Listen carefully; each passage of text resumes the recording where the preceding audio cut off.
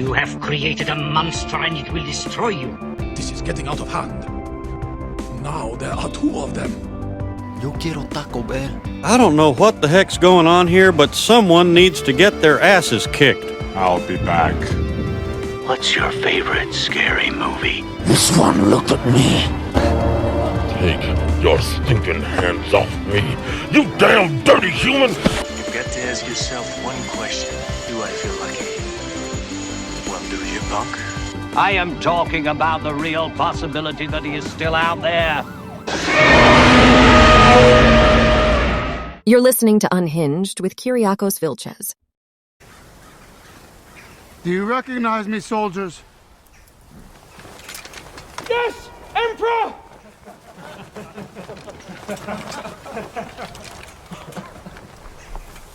I miss you. I'm melancholy for my home and for our victories together. I want to come home. Will you join me?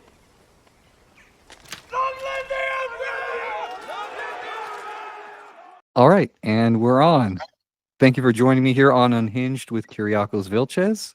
And I'm back with my special guest, Sandeep C. Say hello to the folks, Sandeep. Hi, everyone. How are you? All right, oh no, go ahead. I'm sorry, I cut you off. More importantly, how are you, Kiriakos? I'm hanging in there. You know, I'm alive and kicking. I can't complain, I guess. I'd say it's too early in the day to complain yet, but I'm all right now. That's good. It is too early for you. It's kind of in the middle of my day, but yeah, it's definitely yeah. So before we begin, because we let the folks know that we are doing Napoleon this time around on episode 7. Let's just kind of jump into a few things we want to get off get off of our agenda list here before we start. You want to begin with a short story? That's something that interesting that happened. You said over the weekend or the past week. Oh yeah, the King's Day, the King's Day march. I don't live in New York City, but I was visiting my folks who live in the area. It's a very big tri-state area, so they're not in Manhattan at all, or but they're adjacent. And so I was catching the train back home, and there was a gentleman, an older gentleman, standing there. He's standing there, and behind him he had a protest sign. And I walk up to him, and I'm like, "Hey, were you protesting something?" He just kind of played dumb. He acted like and and then it occurred to me that maybe he was maybe hiding out or whatever they do, and then. So I was like, oh, whatever. I started walking away. He goes, oh, hey, listen. I was, but are you gonna join us later? And I just didn't have the heart to tell him what I really thought about this whole thing, and I just kind of walked away. And I had this whole thing in my head that I wanted to tell him, hey, and that's pretty much. It wasn't that great of a story, actually. Now that you recount it, yeah, it was just interesting because he was just literally hanging out there, and he was kind of. I mean, the sign was there; you could see it, but when I asked him about it, he kind of denied it and everything. And that was a weird thing about it. Actually, it's not so much of a funny story as it is a curious story, And I think that there's a lot of this sort of counterculture stuff going on these days. I think this is more like the 60s and 70s kind of protests where people were trying to hide from the cops, and people would come together and disperse. I mean, that's how I imagine it might have been. And now you're sort of seeing the same things. This guy was older, so there's a chance he may have participated in some of these activities when he was younger, right? It was just a very weird encounter. It's not something that I'm accustomed to or have come across before. And the only thing I can surmise that he was actually trying to hide from the cops, because there are quite a number of law enforcement personnel and National Guardsmen, believe it or not, in the vicinity of where I was. But on balance, his sign was right there; anyone could see it. So it was a very weird thing. Like, he was trying to hide what he was doing, but then when he thought that I was cool, he was gonna, he was willing to open up and start talking to me. But unfortunately, I didn't stick around. I would have told them that I was definitely the wrong person to be talking to, But yeah, so. Yeah, Yeah, it's just wild seeing everything go down the way it has been going down regarding the current political climate that we have in this country right now. Yeah, it's hard to really surmise what's kind of going on regarding the trajectory of everything else going on in the world. But all I'll say is I think people always try to find a sense of belonging to something regardless of what's going on. And I think the guy was maybe sizing you up to see which side of the fence you might be on and if it's okay to even speak to you, because you might get a different reaction than the one he was anticipating. I don't know. Well, he guessed wrong. But I think, in terms of the trajectory of things, I do believe that, there are some parallels between what's happening now, a few sort of common points between what's happening now and sort of the setting or the backdrop of the movie we're about to discuss. I was going to say, how are we going to tie that into Napoleon? That was beautifully done. That's what I'm here for. I was going to add, so we're all living in a shitty movie by Ridley Scott. No, I kid. Aside from that, typically one of our newfound traditions whenever you join me on here is that we like to hold court on something that we wish we could go back in time and address, like Marty McFly in Back to the Future in an earlier episode. And the last time you were on, it was Alexander over a year ago now. Yeah. So these things take time to put together, man, especially if if you're dragging your ass like me and you don't want to and the content isn't as exciting as something else, but which I apologize to people who've been tuning in religiously, my handful of listeners. But I appreciate it if you are here. Thank you for joining us again. But you want to bring up something. I don't really have any points of contention. I think I might have one, but I'll let you go first. Oh no, I'd rather you go first. Okay, well, literally at the end of the episode, when you're describing, I don't know what situation regarding maybe I don't think we were talking about the issue of like sexuality and gender, but I think it was like something related to Neanderthals or something like that. Oh yeah. I think like at one point, like it sounded like Google Translate was on and you were speaking like a completely different language.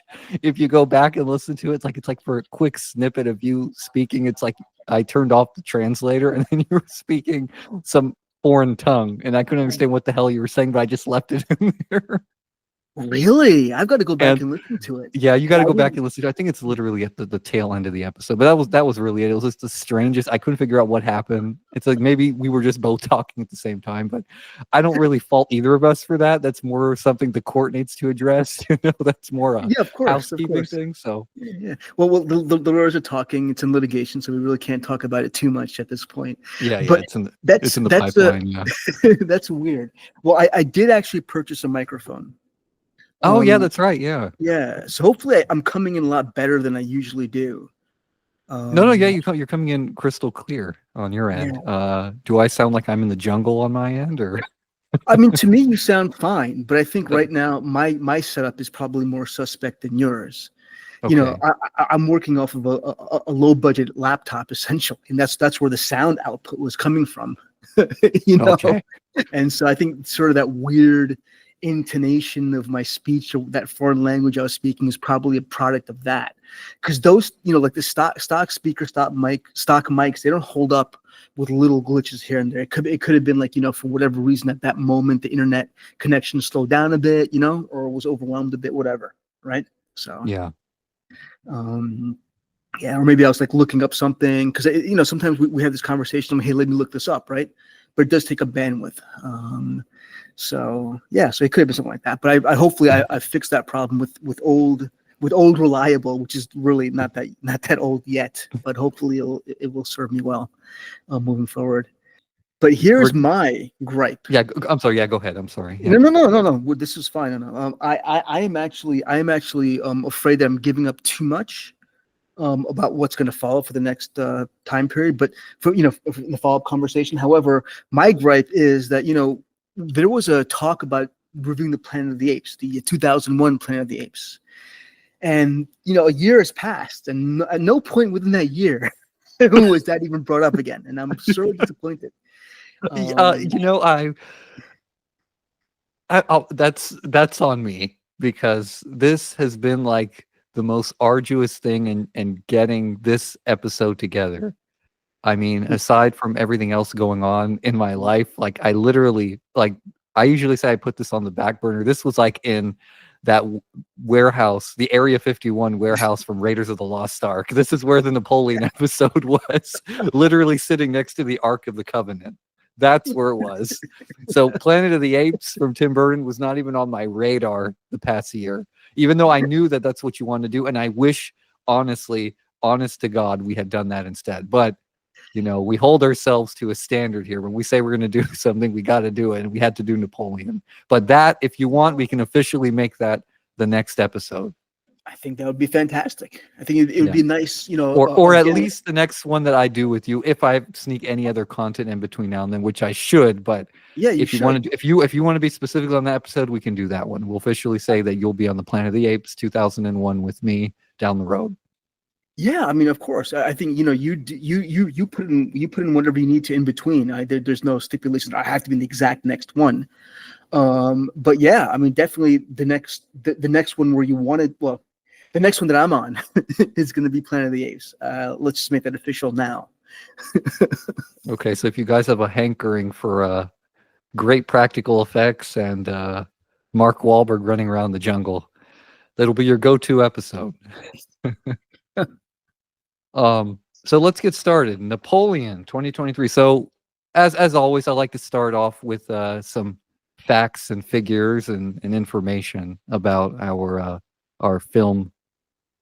And this one is obviously a Ridley Scott vehicle, so we're going to be getting a fantastic cast. Well, for the most part, a fantastic cast, and the production backing of major studios. So for the uninitiated to the world of Napoleon, this is obviously directed by Ridley Scott, written by David Scarpa. And if you recognize David Scarpa, he's best known for All the Money in the World, which was a film which initially featured Kevin Spacey, but then Kevin Spacey got in a little bit of trouble and they had to swap him out and then put Christopher Plummer in his spot and do a whole bunch of reshoots. So that was fun.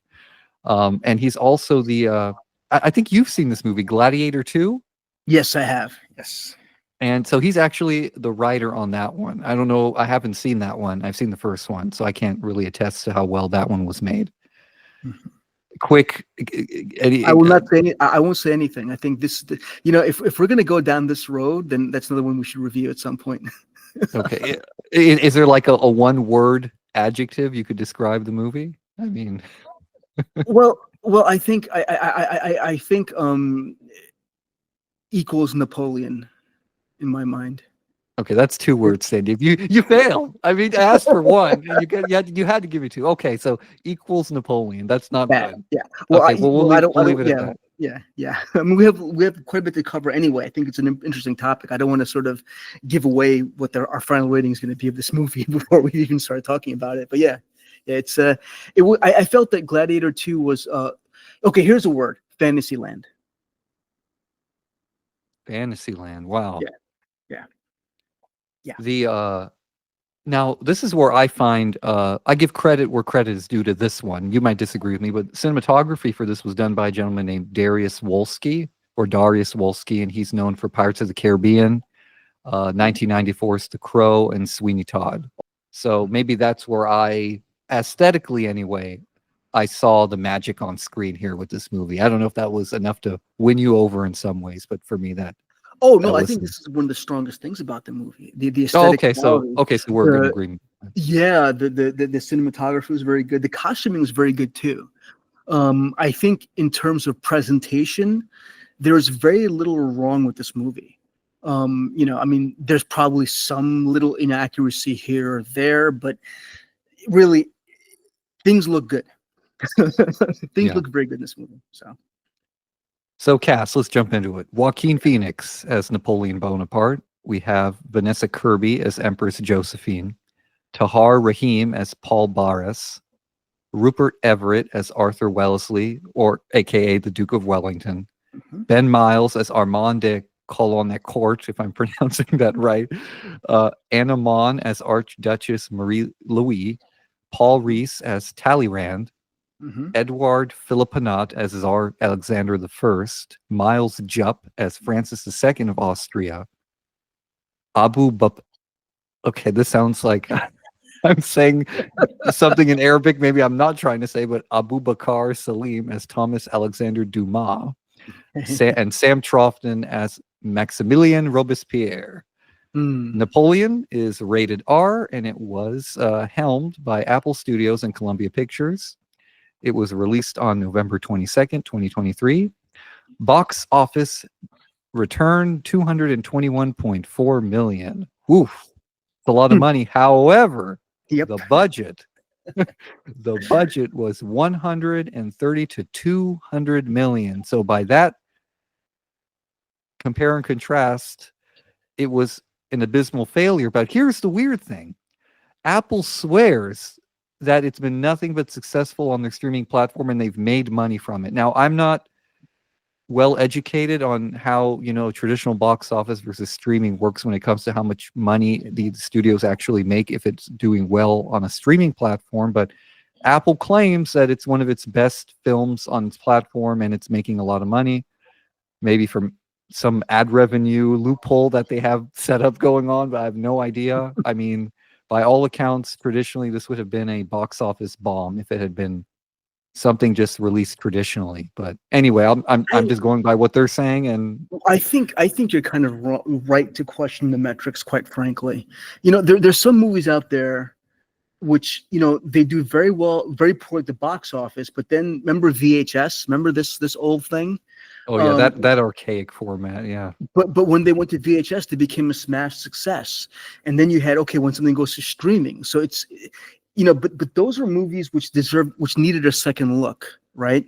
There were issues in terms of marketing for movies when that sort of things happens. There's like issues with marketing and things like that, or sometimes timing. Sometimes movies are released at a time when there's just way too much competition and their subject matter is not quite pertinent, right? But then when people get their hands on it on their own time, they're like, "This is fantastic. Why didn't I see this when it was in the theaters?" Oh well, because Revenge of the Sith was out and I wanted to see that, or Lord of the Rings was out and I wanted to see that. I didn't want it, right? So there's all sorts of reasons. For this one, I think I would question the metrics a little. I would actually want to question the metrics where Apple's getting their numbers from. But we'll get into that as we Now, Rotten Tomatoes is interesting because this goes even between critics and the general audience, right? It's 58% even between critics and audiences. So that means, and I think that's a little too high between both. I mean, 58% for me is that's almost 60%. That's almost I think considered fresh. I think if you're above like 60 something percent, you're considered fresh. You're just you're just making it on there. Now, Rotten Tomatoes is kind of its own weird skewed metric of rating movies because some people can review bomb a movie, some people can shower a movie with praise even if it doesn't deserve it. Cough, cough, that new Matt Walsh movie. Oh, wow. Yeah, that's your taste of political theater.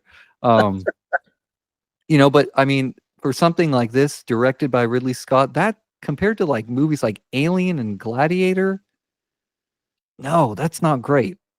That's not great at all. And that should be kind of like a warning sign on the roadmap to absolution when you're watching this, that something wasn't quite working with this one.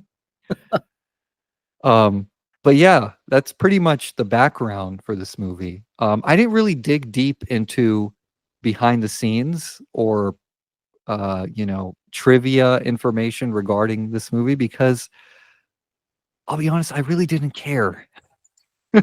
I didn't care, and I didn't want to put myself through like endless meandering interviews with some of the cast. Like Joaquin Phoenix, I'll understand where he's probably coming from as an artist, as an actor.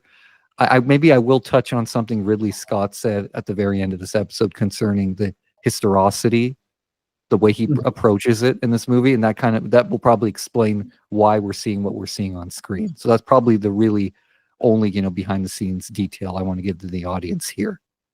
Okay. But yeah, let's jump right into the plot. We're going to try to break this down as best as we can. Let's do it. No, let's do it. Yeah. So we open opening credits stylized as a French flag, which I found kind of neat. I found kind of nice. And it seems like we're getting off to a good start. This is typical of like historical dramas. You give the audience a little bit of background information, historical background information, letting us know where we are in a place and time. I think during the French Revolution, that's where we're starting. Yep. And we jump right into the execution of Marie Antoinette, and I'll say this scene right here, this one, I liked this scene because Joaquin Phoenix, one, can actually kind of pass off as Napoleon better than any other time in the movie because he isn't speaking. That's for me, because he isn't talking. He's just kind of conveying this like presence on screen, and he's just kind of watching these events unfold. Now, regarding like the historical nature of the scene, I mean, did they hit the mark when it comes to showing just how she was executed? And kind of, I know they kind of do like a really quick, like, oh, here she is, there goes her head. Yeah. So disclaimer here. I should have probably made this earlier, but now as good as any. This is a period of time that I'm not particularly well versed in. Like literally, Alexander, I could have talked about without really doing any research, which is a bit of a stretch. But this time period, I really had to really dig deep and start looking into things. So what ended up happening was certain things caught my eye more than others. And this particular scene I felt was actually very well done. It was actually a very strong opening scene. But whether like sort of the content itself was historically accurate, I absolutely cannot tell you. I have no clue. Even if Napoleon was actually in the crowd when she got executed, it's not something that I even looked into. So there's a number of things here. So how old was Napoleon when this happened, right? I couldn't tell. I can do a quick search, but this is the sort of thing which I think the movie kind of messes up quite a bit. So in terms of whether the guillotining was realistic or not, I couldn't tell you. But whether Napoleon was there, I don't know, and I would actually question whether he was actually there to witness the execution of Marie Antoinette. The other thing too, you mentioned that Napoleon made a good showing because he wasn't talking. I 100% agree, but there is something about Joaquin Phoenix's Napoleon that does sort of undermine the character in the movie, and the fact that he looks old. People forget that Napoleon began his career, and we're talking about the time of the Reign of Terror, Robespierre. He was in his early 20s, he was a young man, and Joaquin Phoenix looks perpetually 50 in this movie. So you're right, you do see him there. I think his presence is nice. The direction is, the scene, it's a very powerful opening, but you see him there, and if you're not have a background or have read up about Napoleon before, you may not notice it, but he's way older than he should.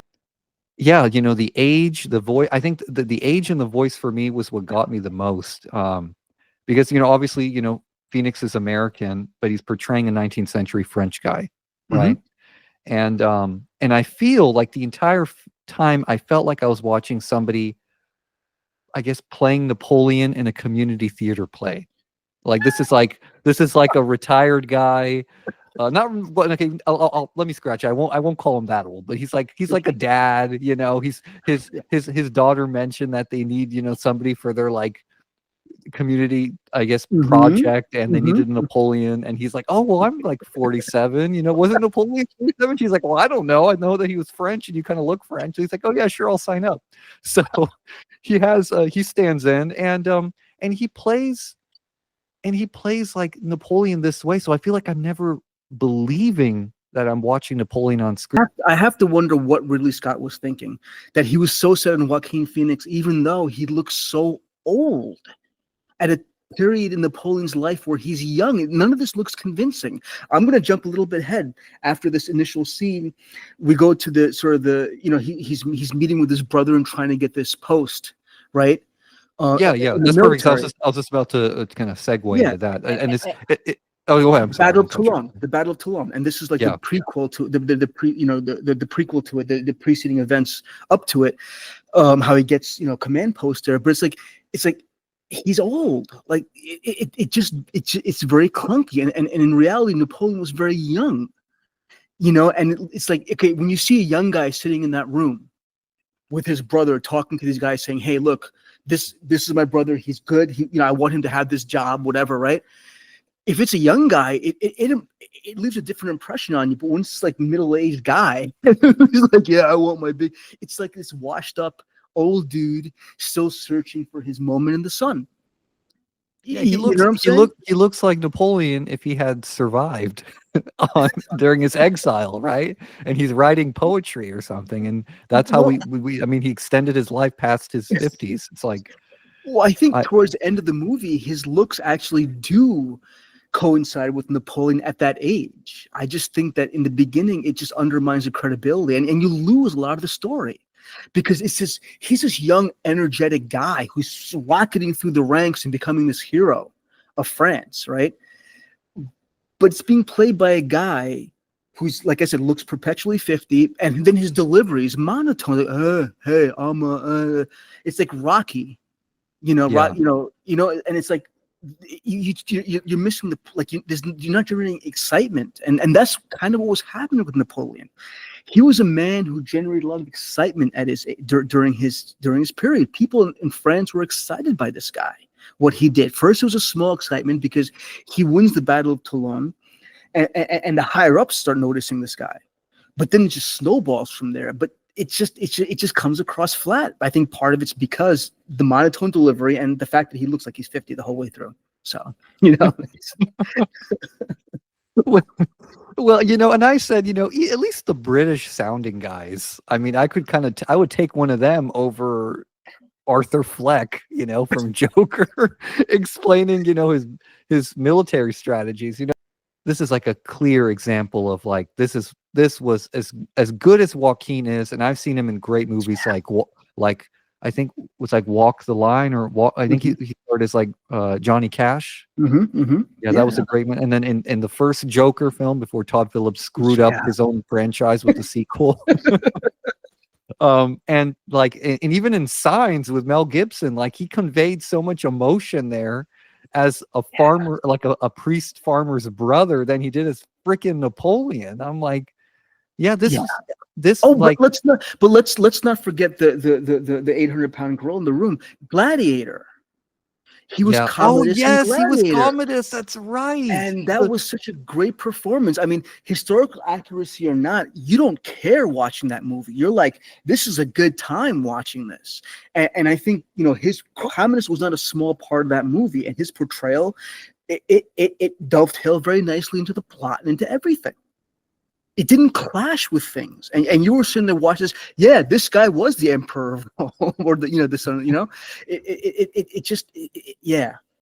But maybe I think, whereas he was focused more on, I guess, story as opposed to history and Gladiator. No, I think it's like, to me, the equivalent is it's casting Betty White in Aliens instead of Sigourney Weaver, because you're putting someone who's completely inappropriate for the role. Sigourney Weaver in Alien was this young, again, youth has a lot to do with it. What made that movie so powerful. And then in each sequel, she aged, and it made sense in each sequel, that aspect of it, right? But in Napoleon, it's like, I would rather have him found someone younger as charismatic and dynamic as an actor, and had makeup fix the aging process. And we'll be back after this short break.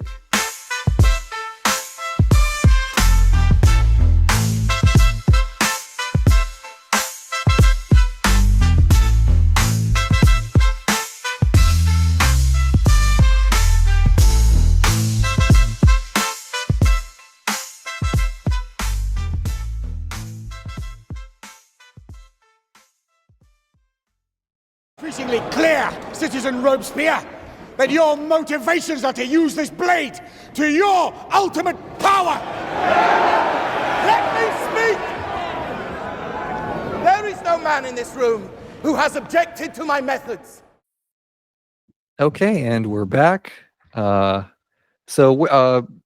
think, where did we leave off? We were talking about the was it Commodus? Ridley Scott, Yeah, Gladiator, and why he's kind of why he stuck with Joaquin Phoenix, even though the contention is that he just doesn't look right for the role in the earlier portions. Right? Yep. Mm-hmm. Yeah.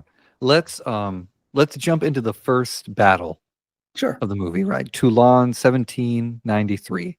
Right. So we get the first big battle scene where we have gunnery officer, again, not yet general, gunnery officer Napoleon, under the cover of darkness, leads a surprise attack on the British using explosives to breach the wall, and then coordinates the siege, like the Urukai at Helm's Deep. Yeah, that's exactly what I thought of. That was my note there. Yep. Anything to say about this particular scene in terms of some of the background based off of your research about this battle? This idea that it was a surprise attack and this and that, I don't think that it's actually what happened. It was just really a hard scrabble for a set of positions. And the actual battle itself was, like a lot of Napoleon's battles, were actual slogs, and there was a lot of back and forth. So, the French set up a battery, and they started taking out the British positions. Then the British set up counter batteries, and then the French, and the contention that there's a particular location that was crucial to taking the city was in fact true. And so Napoleon did in fact say, "Hey, look, we need to take this, and in order to win." And the idea was to sort of bombard the British fleet from the shore. This is all true. What sort of wasn't that well depicted was the fact that the French. I mean, it was stated that the military, the French military presence was really, really ill-equipped and ill-disciplined. And one of the big things that Napoleon did, and this is throughout his career, but this is the first moment where we see this in history, that he really gets the discipline back up amongst the troops, and also starts requisitioning equipment, particularly cannon, but all sorts of equipment in order to sort of stage this siege and take Toulon back. So those are some of the particulars that I have sort of recounted more than others. But this sort of surprise attack, I'm not sure that's how it occurred. And quite frankly, the cannonball into the chest of his horse definitely did not occur. It's very dramatic. He jumps on his horse and he goes, "Let's go," and he starts flying off to join his troops, and this cannonball hits his horse square in the chest, topples over. That didn't happen. And I'm pretty certain that this whole surprise element of the attack didn't happen. It wasn't like that. The battle was pretty much like most battles. It was fairly, like I said, it's a slog, probably very boring from a cinematic standpoint. But yeah, so that's sort of my take on the Battle of Toulon. Napoleon on his horse. Right, and there's that famous picture of Napoleon on a stallion, with the stallion rearing back, and he's pointing. He was a very good horse rider. He was a very good horseman. He loved horses, but he never rode into battle. And this is one of my biggest gripes with this scene here, right? Because after the battle, he tells I forget which character he tells this to. Maybe his superior. He says, and I quote, "I promised you brilliant successes, and I kept my word." And I wrote down, "Sir, that was one battle for us here at home right now. I mean, that's all we got." It's like he's acting like we've seen all these other quote unquote brilliant successes. So he's promoted. Captain Bonaparte is promoted to. This is actually where he gets promoted to brigadier general, right? I believe so. Yes, that's after correct. winning at Toulon. I believe so. I believe he did get a promotion. Yes. What the promotion rank was, I don't know. Yeah, in the movie, it's brigadier general. Again, historically speaking, we don't know specifically what the rank might be, or I don't know. Off the top of my head, I don't know. Right. But I jotted this down because this is where I get the real first taste of some of the mind my French bullshit that Ridley Scott is dumping on us in terms of how Joaquin is taking this role, right? How serious he's taking this role. So he's not only speaking like Don Corleone from The Godfather to superior, it's like he's also like having Napoleon like on this like in this state of mind where his Napoleon is like he just like knocked off a few rogue mob bosses and he just ascended up the ranks of the family. It's like this does not sound like Napoleon. This is what I was talking about, the community theater aspect. This is like that dad, and then he went off the rails and he just thought of like the only movie he could remember line for line, and he's like, let me sound like the Godfather. Well, I'm gonna actually refuse. Well, I'm actually going to try to bring some historicity into this. If you're going to say it's because he's Corsican, no, not at all. No. That's not it at all. But no, I think what it is that there's this stereotype, or rather this interpretation of Napoleon as being very arrogant and pompous. And this is something that a pompous person would say after winning one battle. I promised you great successes. It's one battle, tough guy. Relax. Napoleon wasn't like that. And I think this is the second facet. So we sort of talked about how Joaquin Phoenix just wasn't fitting the bill of Napoleon. The way his character's portrayed, I'm at a loss as to what Ridley Scott was thinking. Because this idea of this puffed up, arrogant guy, I mean, it may have been true towards the end, but definitely at this stage it was not. In fact, it's quite the opposite. Napoleon was very humble, very thoughtful. This is not what something Napoleon at this age would have said to somebody. He was trying to make his mark. He was trying to move up. He was a very ambitious person, no doubt about it. But he was trying. I mean, he wouldn't say something like that because people would look at him like, who the hell are you? Especially back then when no one got participation trophies, right? And you come and say something like this, it would have ended for him right there. I'm certain they would have laughed him off. Well, how do you kind of come to terms with what happens afterwards? Because he takes the horse's heart out, right?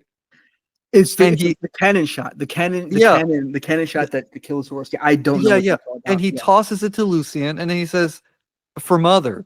And I literally wrote down, "Is Ridley Scott just making fun of us now?" Yeah. Like this is like pure dramatic. Like this is like Othello, Macbeth on steroids. Like this is like way too much. This is someone on the screen who's not Napoleon. If you want to tell a story about Napoleon, you better damn well, and pardon my French, damn well try to portray Napoleon. That's not what we're seeing here. And then we jump into, I think, one of my favorite scenes of the movie, and it's just because it's so hilarious. Let me break it down, right? I think it's like there's turmoil now, right? I mean, the politicians are starting to have at each other, and we're introduced to Robespierre, and he starts talking about, you traitors, all of you are traitors to France, and he's calling all his countrymen traitors, and that's exactly how I wrote down how I feel people watching the movie feel about the people who made this movie, that they're traitors to make this farce out of Napoleon's life. But what is this scene, right? I mean, we see like he takes what could have been a real serious moment featuring Robespierre, which it was, and he turns it into like a gory Benny Hill moment. That's exactly what I thought it was. All you needed was like the funny saxophone music as Robespierre is fleeing from the court mob. Yeah, I agree. When Robespierre shoots himself in the jaw and he goes to the guillotine with him. Why did you just not say guillotine? Why do you have to say the guillotine? I don't know what that was all about. That whole scene to me was very unnecessary because it adds nothing to the story, nothing to the development of Napoleon, and in fact it doesn't really why he included it, I don't know. It's like, oh, look at me, I know history. Okay, let's continue, right? So because then we finally meet who, and we'll discuss her more as we go on, because she's literally like in the there's a driver's seat. Like this is if you like that what was that thing in Empire Strikes Back that Luke and that guy were flying where they both literally controlled it, but then the snow speeder. Yeah, it's the Battle of Hoth. Yeah. It's like basically like, oh, like which direction are we going? I don't know, Luke. You just take a turn and you go left, and I'll go right in 30 seconds. But we meet Josephine, played by Vanessa Kirby, at the Survivors Ball, and the Survivors Ball, some like morbid, humorous play about the Reign of Terror, and I mean, I wrote down that the LGBTQ community will be pleased to know that drag representation is actually historically represented here, which is actually, pretty neat that they'll show that, there are, men playing women in plays, which was a well-known fact of theater life for centuries, because Well, they actually, but I wouldn't call it drag though. yeah, in the strictest sense, I think it's just because they didn't allow women to be in certain, I think in the theater, right? At first, I guess in English theater, and then, I guess this is going back to the Greeks. That women weren't allowed on stage, right? It had to be just men. Yeah. I'm guessing maybe a few of those people might have just been, well, hey, the theater's a great cover. Let me just be my authentic self on stage. I'm sure there's a bit of that for sure. But I guess, at least he got that right. We meet her, and then we also meet her son, because she did have children before Napoleon, or a child. Did she have one son or one son, one daughter? Yeah, one son, one daughter. Okay. So she sends her son to Napoleon to retrieve the sword of her recently deceased husband, and Napoleon mercifully obliges, right? Yep. And I feel like we should feel something for the kid, right? But all I took away was that she met Napoleon at that weird like poker smooch event, and then she thought, okay, he likes me, favor time, right? Like, let me just go send my son to get the sword, and that's pretty much it, and have an in with him. Yeah. I mean, I can't really say anything beyond that. I mean, because we don't really see, her children living and like growing during her time with Napoleon. So, but I thought that, I guess it's okay. It's kind of like a whatever moment for me. Like, I didn't really need to see that. I think it's sort of a step in their relationship, right? He met her, like, so Napoleon was obsessed with Josephine early on. Like, he was in love with her. Josephine didn't feel that way at all. Why is hard to tell. And I think again, number one, that Napoleon looks 50 the whole time is part of the problem. He's very young at this point, right? In fact, he's younger than Josephine. Josephine, I believe, is 6 years older than him. So I believe he's around 26 and she's 32. So at this point, what you have is a woman who's already been through one marriage, who's already carrying on an affair with Paul Barras, right?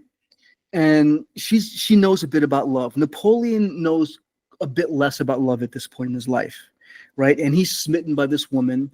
And I get, my feeling is that if anyone's pulling the strings here, it's her, the emotional strings. I mean, it's going to be her, because she's in a position to, right? And I just see this as being one step. It's like, say, I'm going to send my son over there, ask for the sword and see what he does and this and that, and just sort of to keep up interest. And it's a game she's playing, right? Someone called it the game of love, the game of marriage, whatever it is. But, I wasn't particularly bothered by this scene. I just sort of understood it as, okay, this is part of the development of the relationship. And this is where I started to feel like in these short few minutes, I get more about Josephine than the entire time we see Napoleon on screen. Like the development that you're talking about, like her relationship with that other gentleman, her children, like this emotional maybe trauma or baggage that she's carrying around, her foray into like high French society or being part of that world. We're learning more about her than most of Joaquin Phoenix's, badly delivered lines and observations. And I'm like, that's why I'm already liking Josephine more than him. I don't know. I never felt that her character was developed either. I just felt that Vanessa Kirby did a much better job with the material that she was given. Yeah, she took what Ridley Scott put in front of her and said, okay, how do I make this better, instead of just, I hate to say, cashing a check. Yeah, and believable. Like I think she brings humanity to the role, in a way that Joaquin Phoenix is not to Napoleon at all. I don't know that her character's fleshed out that good, because I mean, like I said, initially, she was not really that interested in Napoleon. Now she is an aristocratic woman, or a semi-aristocratic woman, or maybe at some lower rung of aristocracy, but she wanted to maintain that lifestyle.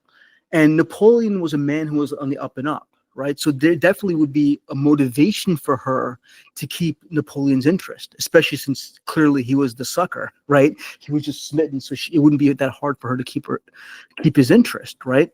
But that does change over time.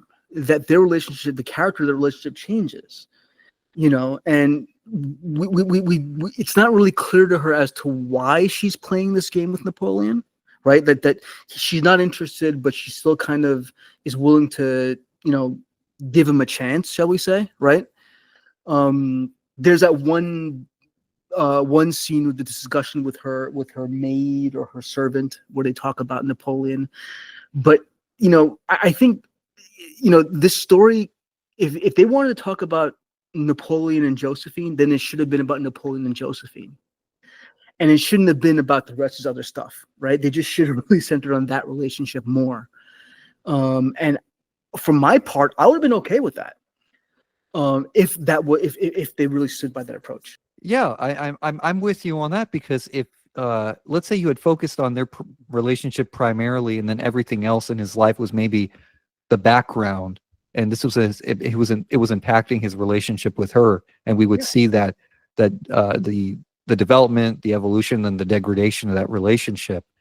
I'd be like, okay, this is a historical romance drama film, as opposed to like this sweeping epic Ridley Scott always wants to put on the platter for us to consume, and then halfway through we're wondering why it tastes so bad.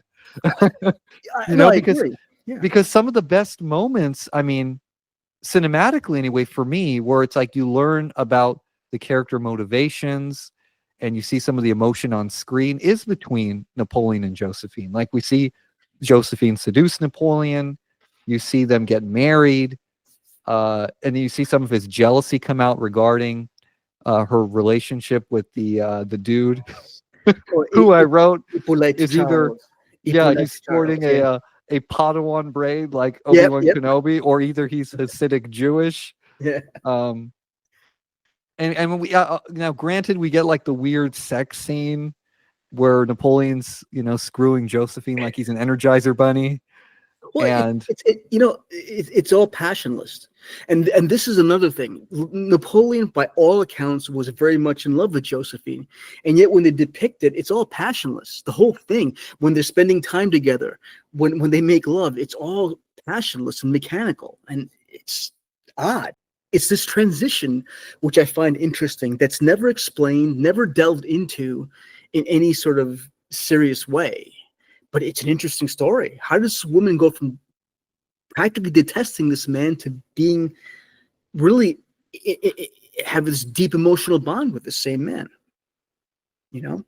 Call me crazy, but I think this would, I mean, if there was ever a channel that could handle something like this at a lower end, maybe if they gave him a little bit of money, I think this would make a fantastic Hallmark original movie. It's like I ran off the trail a bit here because I kind of skipped over one I did skip over, the one we're about to lead into in a moment, but the Royalist Uprising, 1795. Yes. Where Napoleon, and I wrote down, royally fucks the Royalists up with cannons. Yes. Do you know a little bit about this piece of history here? This is all true. Grape shot. He pacified them with grape shot, and he does it. It happens again. He will repeat this in Italy and in Egypt. He will sort of deal with civilian uprisings in this very, very brutal manner. Napoleon in general was a big believer in pacifying quickly, but once things were pacified, he was no longer going to be a monster about things. It's quite the opposite. I felt like I didn't have time to really think about it, because then we go to Egypt. Yes. He's firing cannonballs at the pyramids. Yeah, which is yeah. And I think this is directly after he brought Italy to heel, right? He's shooting at and he's monologuing about Josephine's love as she's having an affair with but the Egypt thing gets me, because he didn't go in like that, where he's just like disrespecting the hell out of Egypt. Not particularly, no. But there are, in my understanding, there are two culprits for who shot the nose off the Sphinx. Or are the French one of them? The French were one of them. The other one were the Ottoman Turks. It's not clear to me. I've never followed up on this. I'm sure that someone that they've probably resolved this by now, but from last time I looked at this problem, which was a long time ago, it was either the Ottoman Turks or the French that then shot the nose off the Sphinx.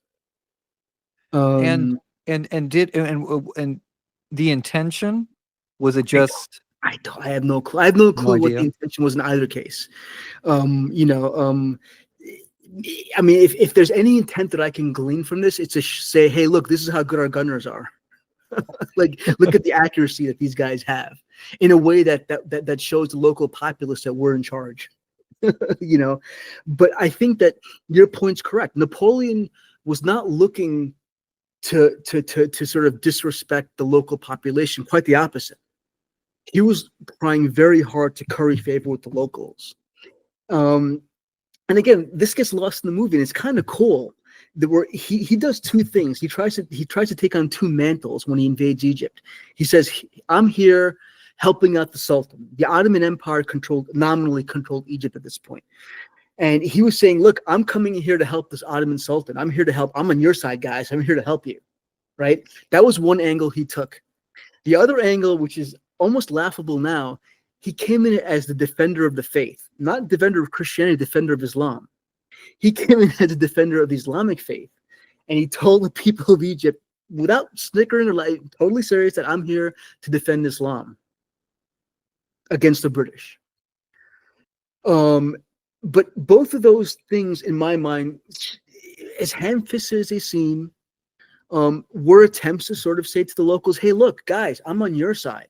I'm here trying to win your hearts and minds. I'm not your enemy, right?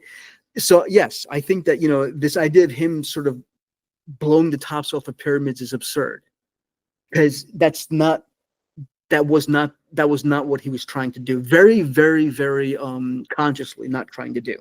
In fact, he's actually credited with the founding of Egyptology. And to not show that as part of one of his crowning achievements, what I believe his crowning achievements is as a leader, that he didn't go in there looking to dismantle and erase something that he could have easily done. He could have plundered the hell out of Egypt and then called it a day, but he didn't.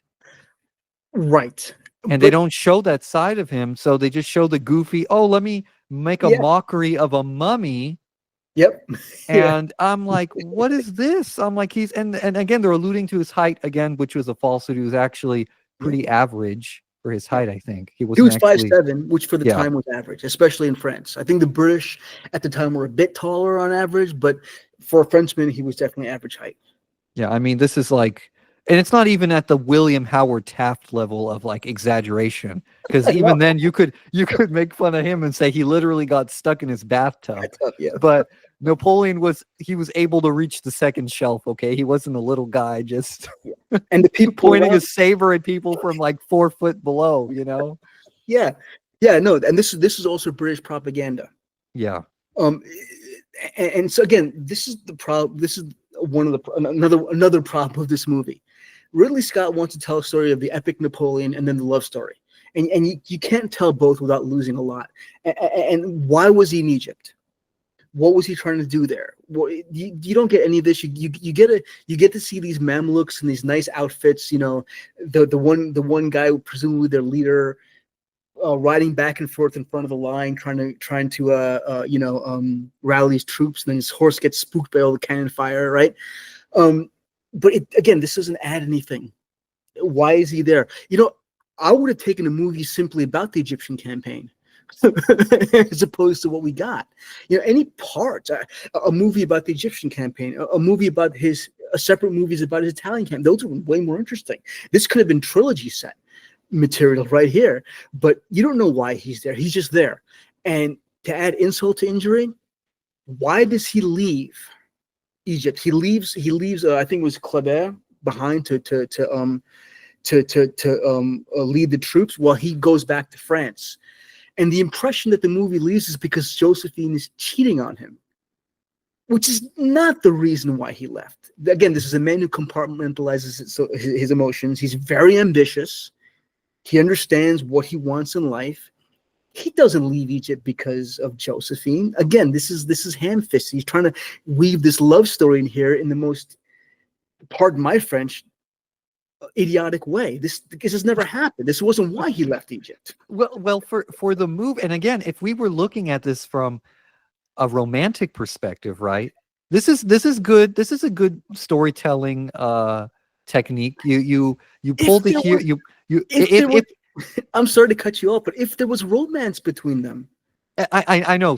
I get what you're saying. Structurally, I mean, as a storytelling technique, you would pull the hero away for something like, oh, Ma is sick. The wife needs help because people are threatening her back at the farm, or yes. There's a stalker at home, or pulling him away from something. You're always pulling the hero away from something to save the day, right? Or Yes. something, there's some conflict. You're pulling him away to address conflict in the relationship. Conflict in a relationship, a romantic relationship, and you have to find a way to bring somebody back to another place. And that's what they do here. Now, you're right. Historically, it makes no sense, but it's because also it's not what happened. But also Napoleon's character makes no sense. He abandons the objective to come back and have like self-help marriage counseling. Yeah, no, with Josephine, and everything's fine. They wrap it up. Yeah, that's not why he went back. In fact, the reason why he went back was because the Directory had mucked. The Directory was the group that came to power after Robespierre, right? So we see Robespierre shoot himself in the face and then gets guillotined afterwards. Then a new government steps in called the Directory. It's a 5-man council, and they muck things up. They lose northern Italy to the Austrians, something which Napoleon, at great pain, great loss of life, was able to conquer. They lose it all. And so he's in Egypt, really kind of milling about, not really getting any strategic advantage.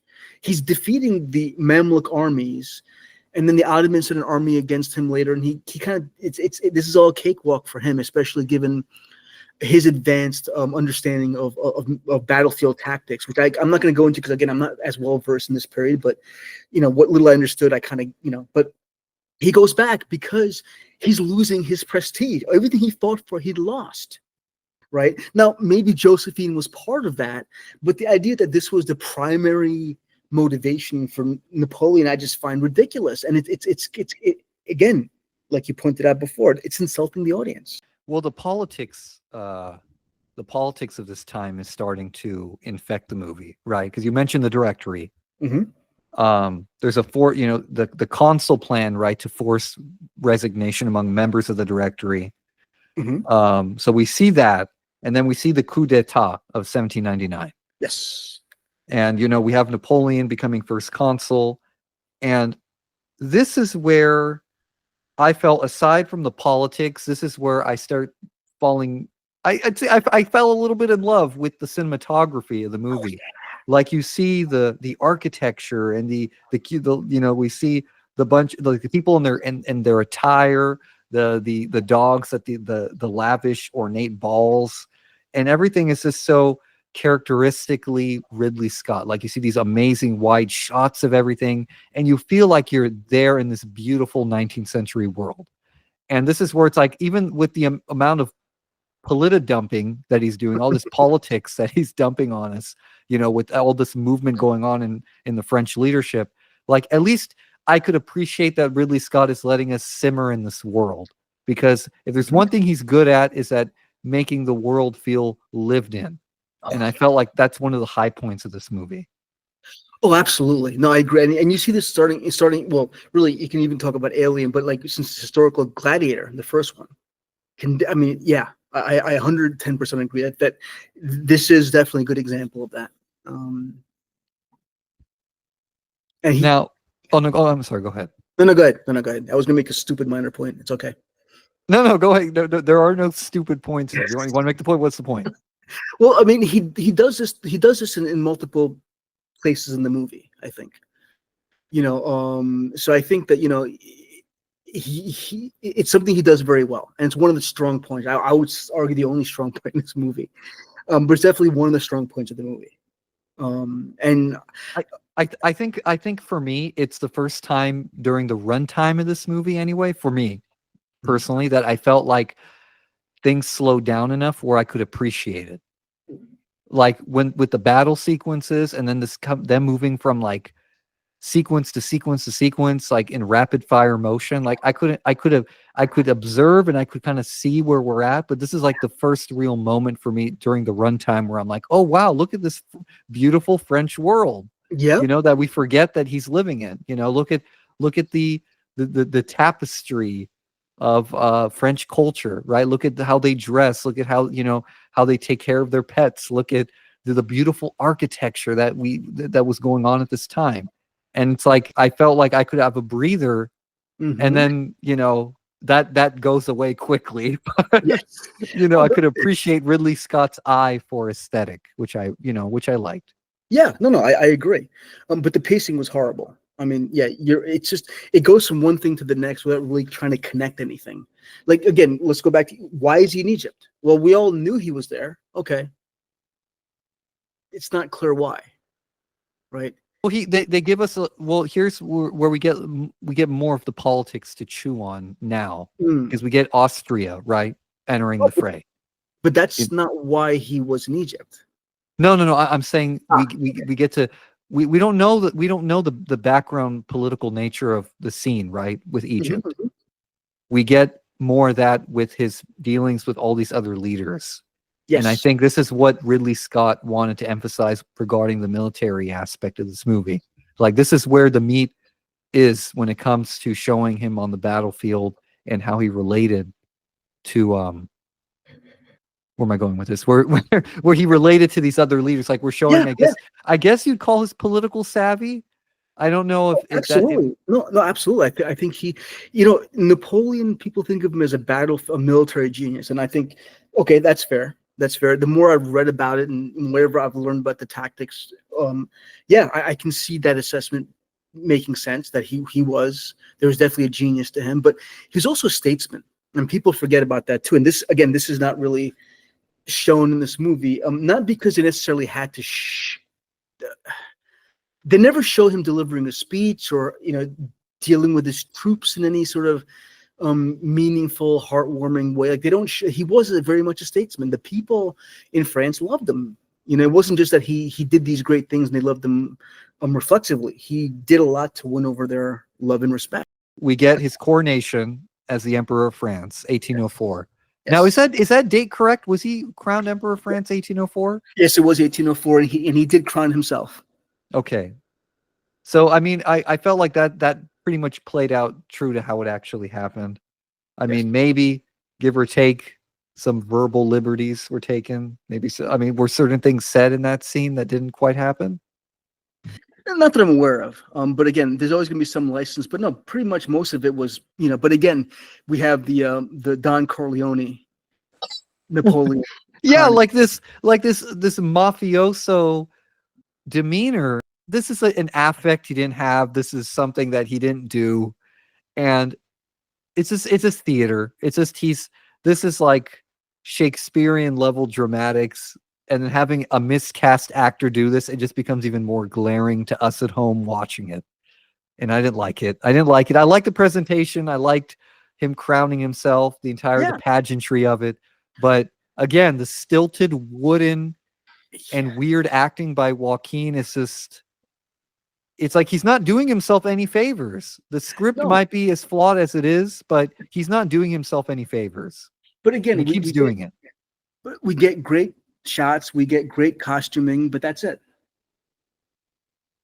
Now, I think we're going to segue into what I think you research more than maybe anything else is some of these big battles in the movie, correct?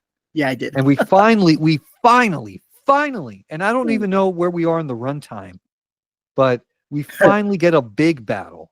Yes. And we meet Tsar Alexander I of Russia, right? Of the famous Romanov dynasty. Yep. R.I.P. to the Romanovs. And Francis I, the Emperor of Austria. Yes. And we get Austerlitz, 1805. Yep.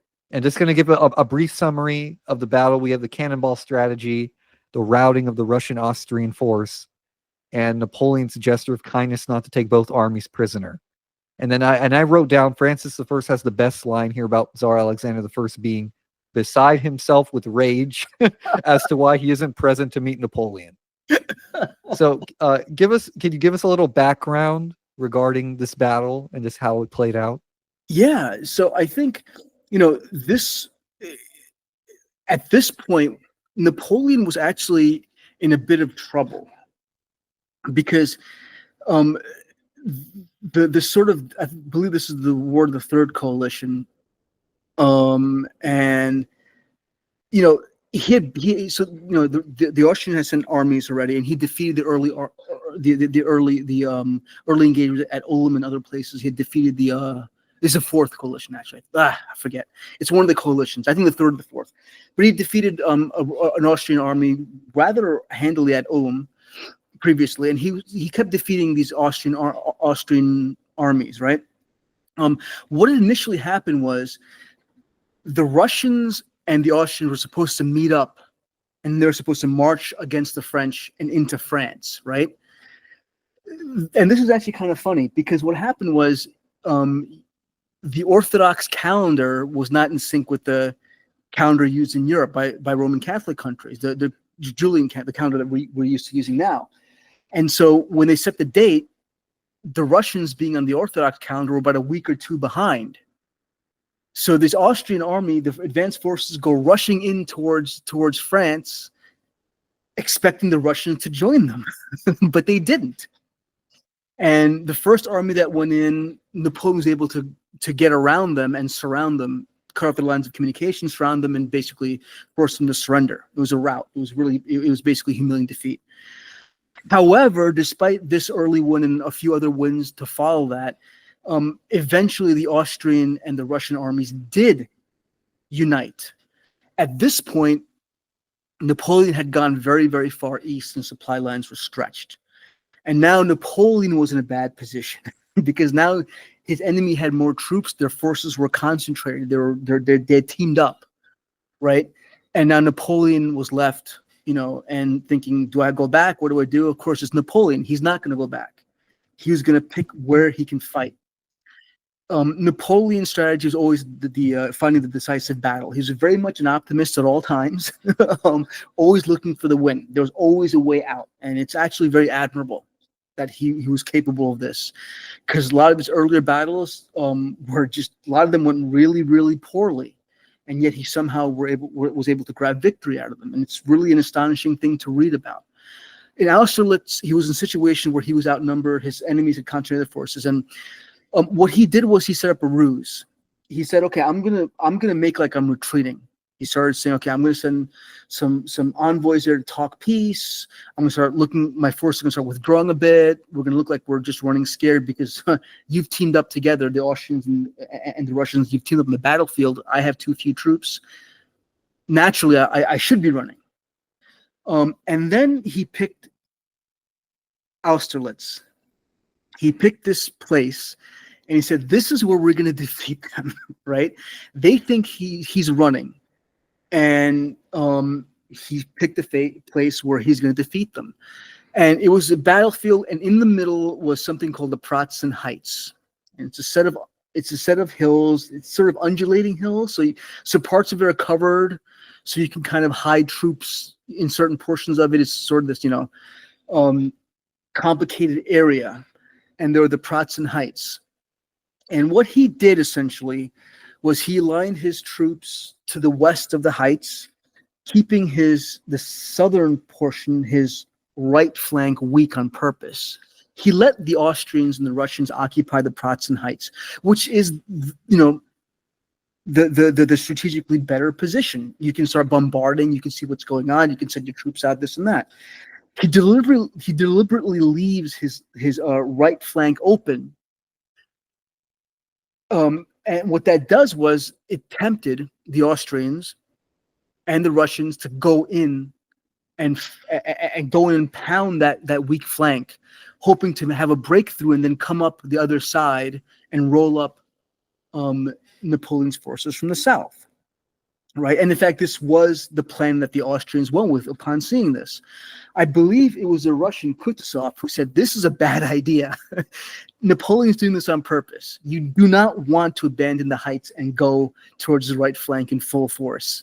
This is not going to end up well for us." And he was not happy about the Tsar and Francis I saying, "Hey, this is what we need to do." But this was this plan that was decided upon. This is exactly what Napoleon wanted them to do. This is one of the few times in Napoleon's campaigns where the enemy did exactly what he wanted to do. It almost never worked out that way. He was able to adjust, which is again one of his great abilities. But this is one of the few times where they did exactly what he expected them to do, exactly what he wanted them to do. And so as they get pinned down and they start sending more troops down, they're expecting this breakthrough on the right. He sends his forces towards the heights and occupies them. There's a few exchanges that they take them, they lose them. Eventually, they finally take them.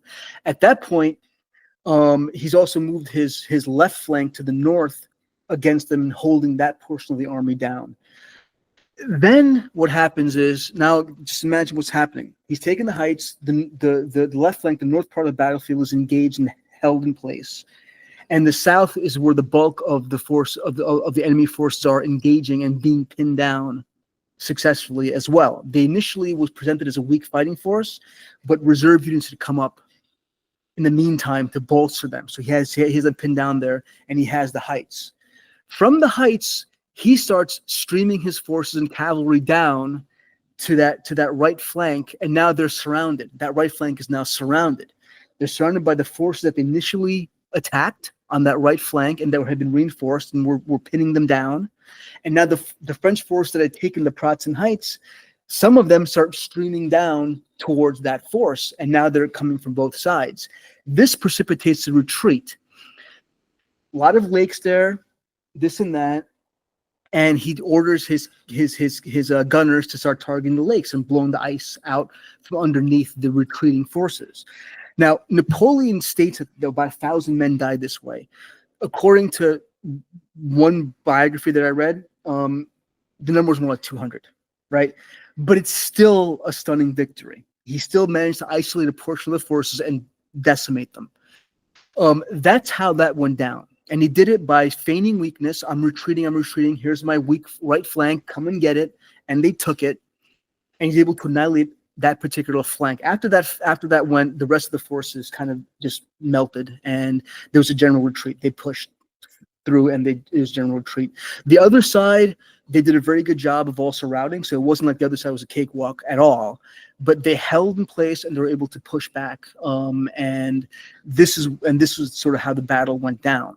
And it is brilliant. The fact that he gave the what would be a strategically important point to the enemy to take it away from them and then turn that into an astonishing defeat.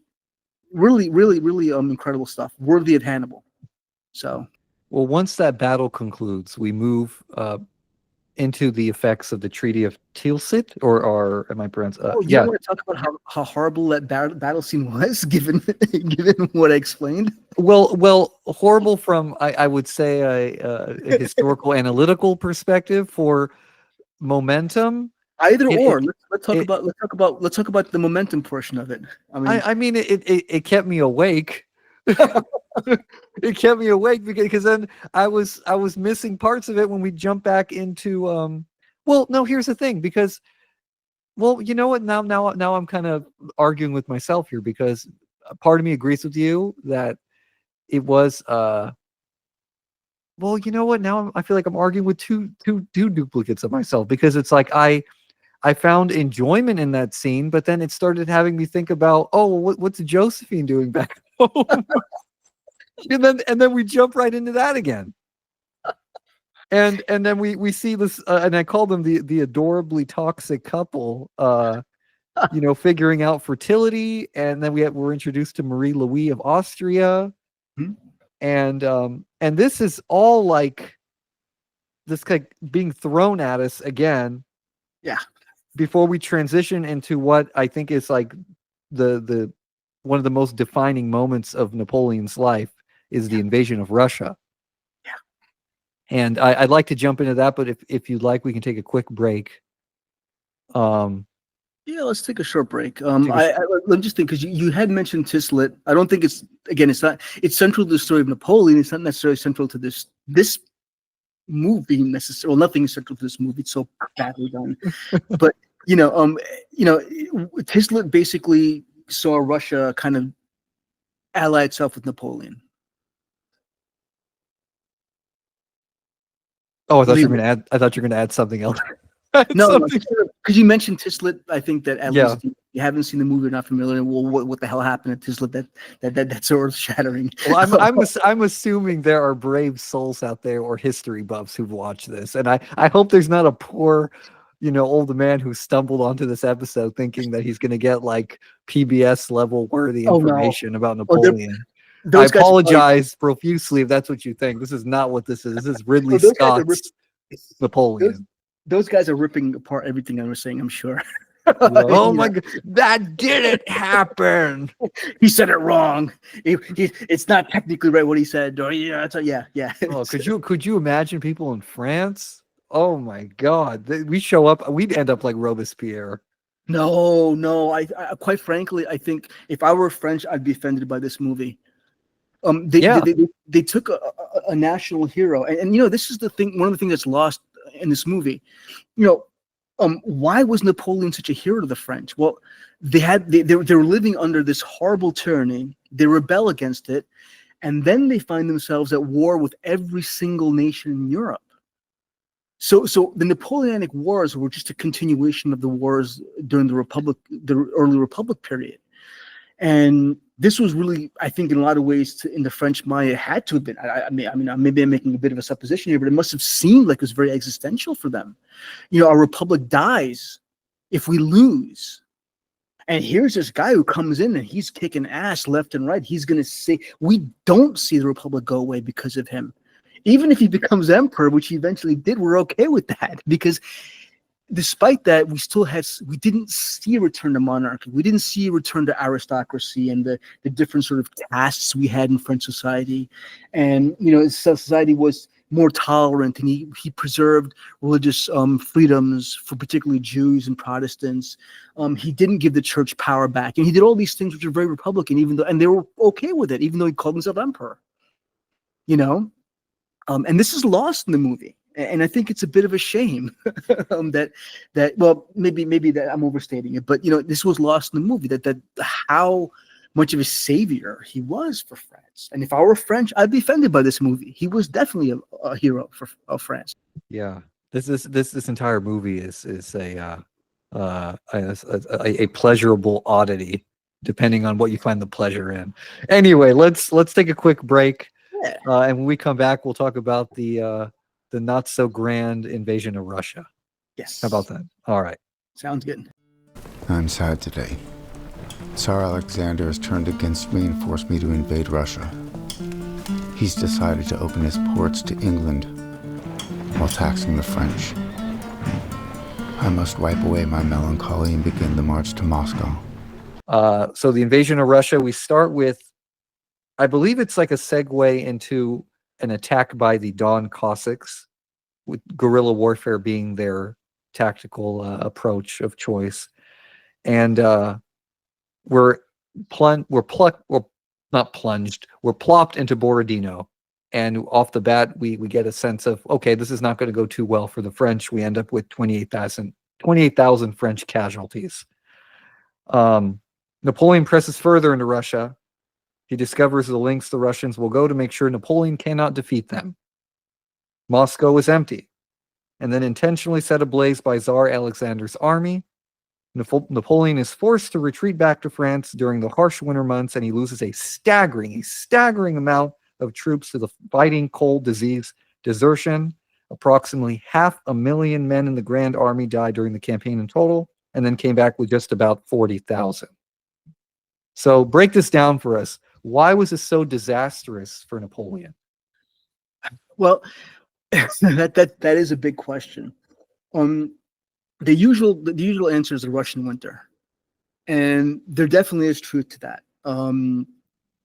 But I think he had just gone way too far east. He probably should have stopped at Poland. After Tislet, he should have stopped there. Something drove him across the border into Russia, where his supply lines were spread too thin. His army was way too big to supply in the field. So one of the hallmarks of Napoleon's armies were that they were very fast. They moved very quickly. And there are lots of reasons for this. One of them sort of tactical organization, this and that. But one of the big things is that they're expected to live off the land. But that can only be done for so long, right?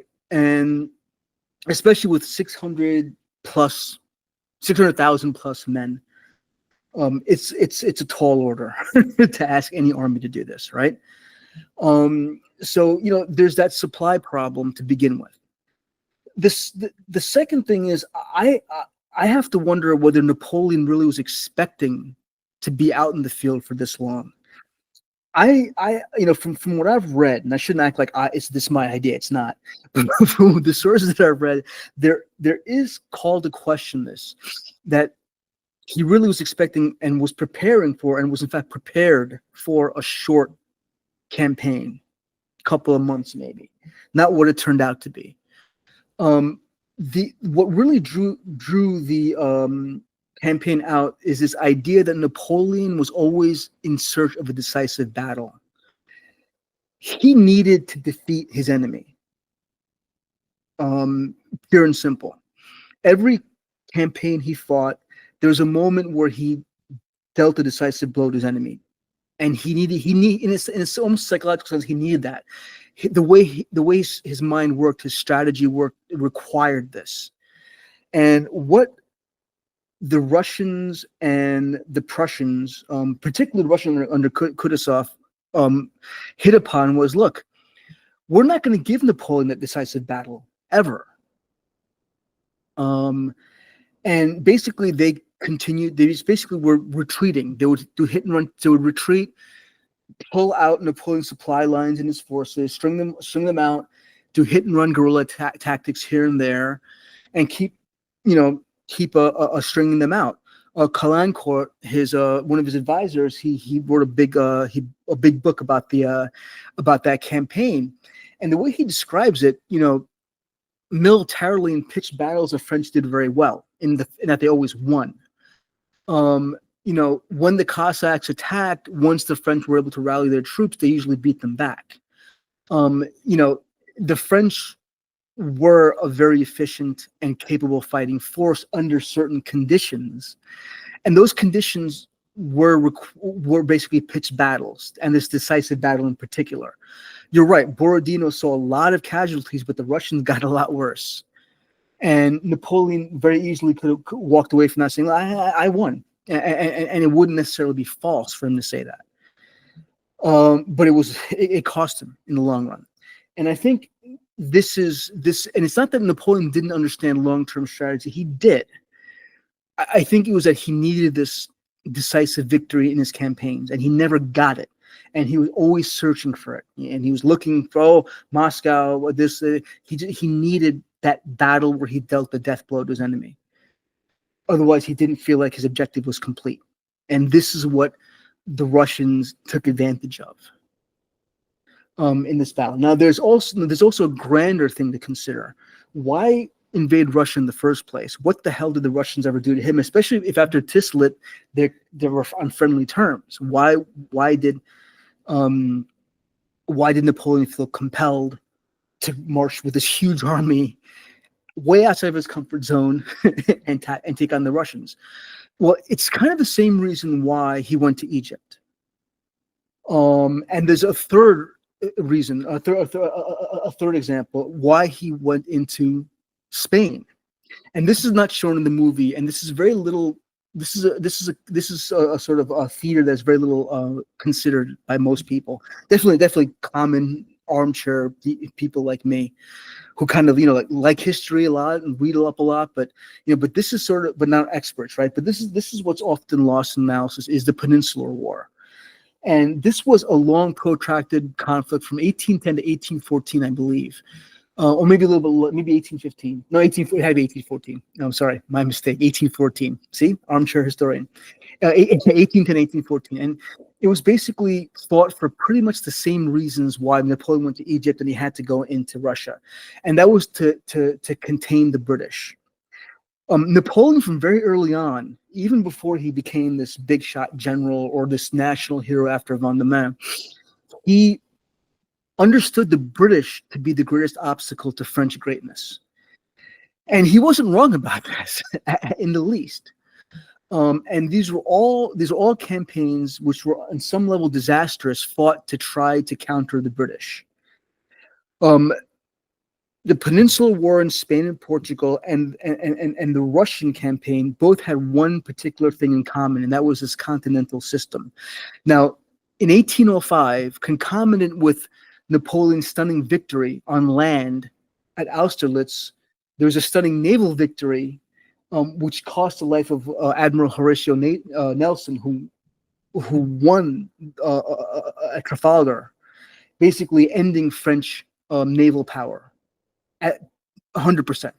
Period. The French could no longer feel anything resembling a navy after Trafalgar, and the British were able to blockade French ports at will and disrupt shipping at will. They were able to send supplies. So, for example, the British were running around Europe, offering money and weapons to the Austrians and to the Prussians and to the Russians and to the Portuguese, to whomever would have them, to the Kingdom of Naples, whoever they can, to fight Napoleon, because there was no one to stop them from doing so. So they did it. And so in response to this, Napoleon set up the continental system, which is basically a continental European-wide ban on trade with the British. Portugal was a longtime ally of Britain and was obviously not going to go along with it. And that was probably, the Spaniards were sort of considered at this point unreliable allies. So Napoleon felt he had to go in there and, take care of it directly.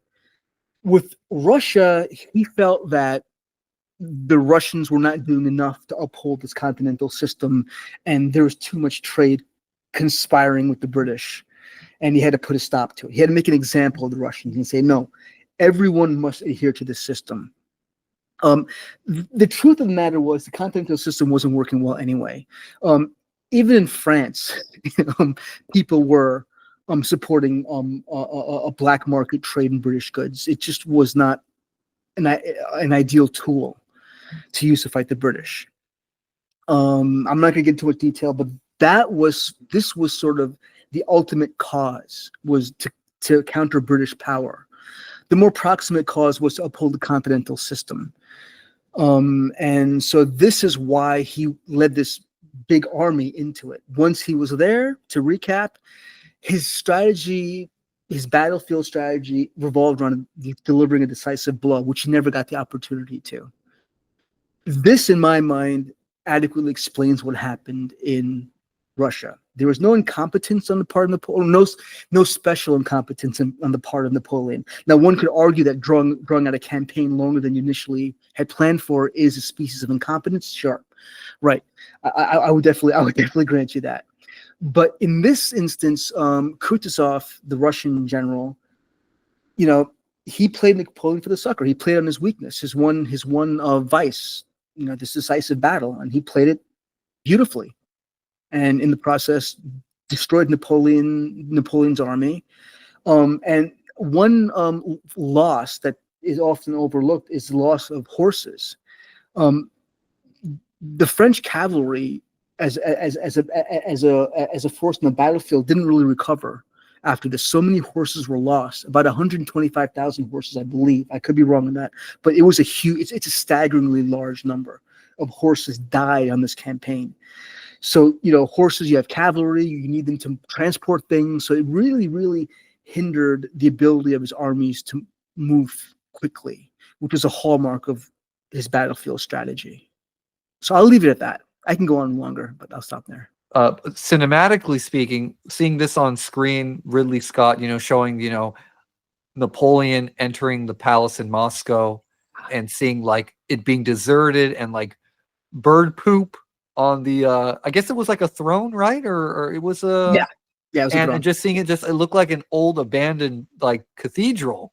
Yeah. And it just, the fires raging in the backdrop, Moscow ablaze, and just real like Napoleon, and again, this is where I'm like, okay, Joaquin is doing more for show and not tell as the viewer for me, like him expressing himself without speaking in this moment did more for me than all his wooden, stilted line delivery that we've seen throughout the movie. And I'm like, okay, I kind of get this moment. I feel his sense of like hopelessness. Like, you came all this way, you came hundreds and hundreds of miles into Russian territory, and you went hundreds and hundreds of miles further, and then you ended up at the coveted spot. You're here in the heart of Russia, and you know that it was all for naught.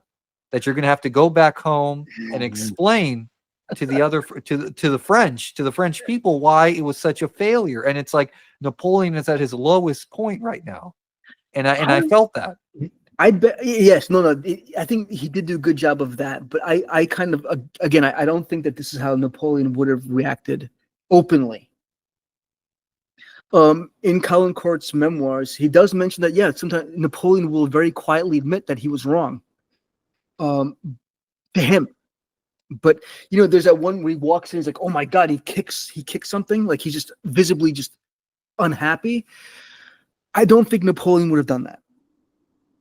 He was always a man who understood propaganda, to put a good face on things, even under the worst conditions. And that included propaganda in France. So the French might have been fed a particular version of the events in Russia, right? You have to keep that in mind as well.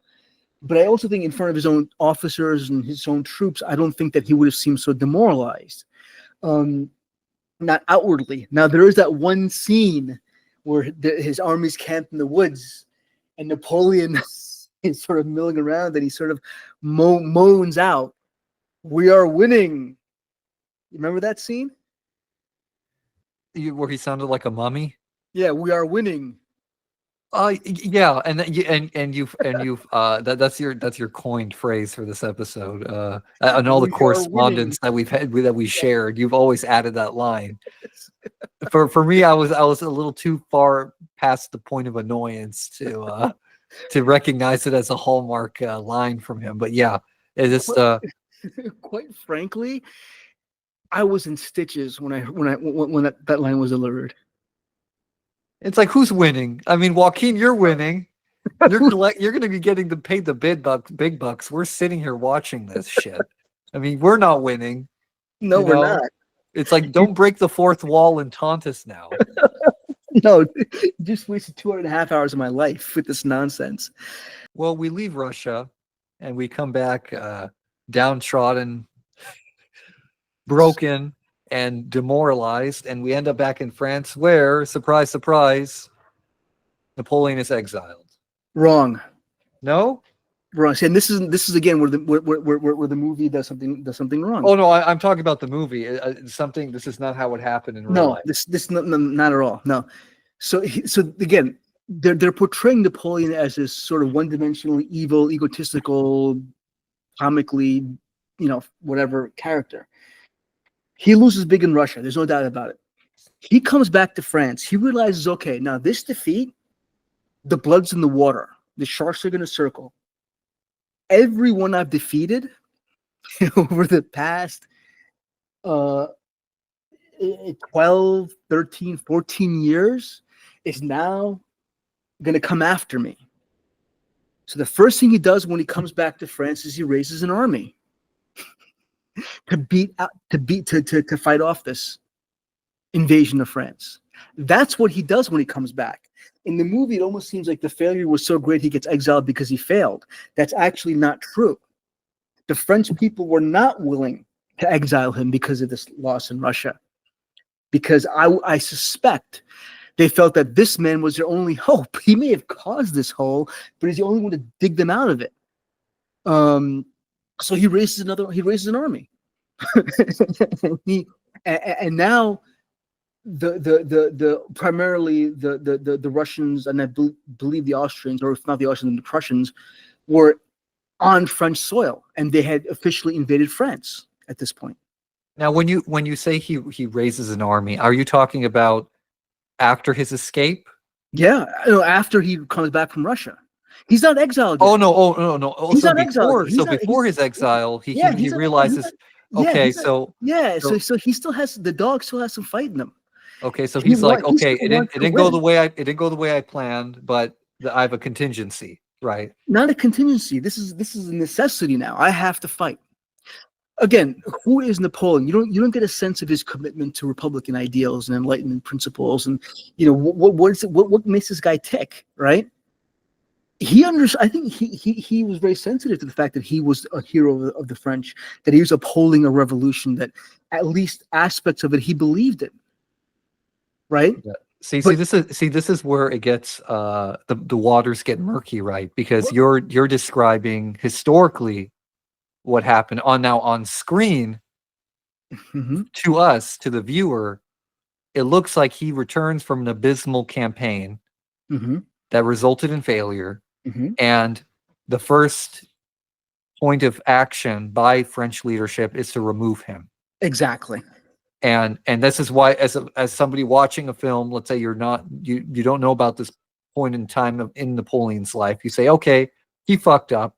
It's time for him to go, and he's getting all these perks of getting sent to that island because he's such a beloved general. But you know what? We don't want him at the reins, and that's all we get. We don't get the context that you described here. Right. He was just like he didn't return from Egypt because of Josephine cheating on him. Yeah. He doesn't get exiled by the French. It was a Russian army that finally defeats Napoleon and says, okay, and it was the Russians who said, you're gone. You're not here anymore. we're getting rid of you. That's how he got into exile. Now, when he's in exile, is there a doubling down of this weird skewing of why he comes back from there too? Because in the movie, it shows that he's concerned about Josephine having an affair now with Tsar Alexander I. And he wants to get back into the mix of things. He wants to take France back. And this is one of the main reasons why he comes back is because he thinks that she's having an affair with Alexander I. Is that one of the main reasons, or they just threw that in there because of the romantic aspect they've been trying to build this entire time? So my understanding is there was never an affair with Tsar Alexander. So that was fake. Yeah, that was Also, I think given the timeline of the actual relationship, the way it matured, it's highly likely that she well, I shouldn't say that. She has the right to take on other lovers if she wants to. Let me scratch that point. That point is kind of pointless. But there was no Tsar Alexander the First affair with Josephine, but Josephine had died fairly early into his exile, a year before he came back. So there's no Josephine for him to come back when he came back. The only love that he had to come back to was France. Was this hope of resurrecting the Republic? That's the only thing that was left at that point. So this is where I was confused, because he comes back from exile and he has this small but I feel significant interaction with Josephine's daughter. And by this time you're saying that she had died already, but he seemed like he was unaware when he came back. Yes. That she had been dead. Like, I don't know, maybe he was unaware at the time. No, he was aware. He was aware. Her exact date of death was May 29th, 1814. So the movie just showed that for, again, dramatic. No, to prop up a story, a fake love story. This is what this is. Which it could, again, and I'm okay with that if that's what they wanted. If he wanted to do that. There was a love story, but this is fake. This is forced. Let's just move on from this moment, and let's go to the Congress of Vienna, 1815, and then we have the climactic Battle of Waterloo. Then we have Napoleon and his forces. They face off against the three-pronged offensive, right, led by the Duke of Wellington. It results in Napoleon's defeat. Obviously, it's one of the most infamous battles in European history. People use it as an analogy for something that just goes horribly wrong, and it's your one of your worst failures ever. You have your Waterloo moment. I've had mine. I've had my own Waterloo moments. Battle tactics, a lot of cannon fire, square-based formations that you might be able to elaborate on. Better than me. And then there's a lot of French infantry and cavalry skirmishes, I guess you'd say, until Blucher arrives. Yes. And then you have Napoleon leading a charge himself, which we both, you've also touched on already a few times, that never happened. Right. And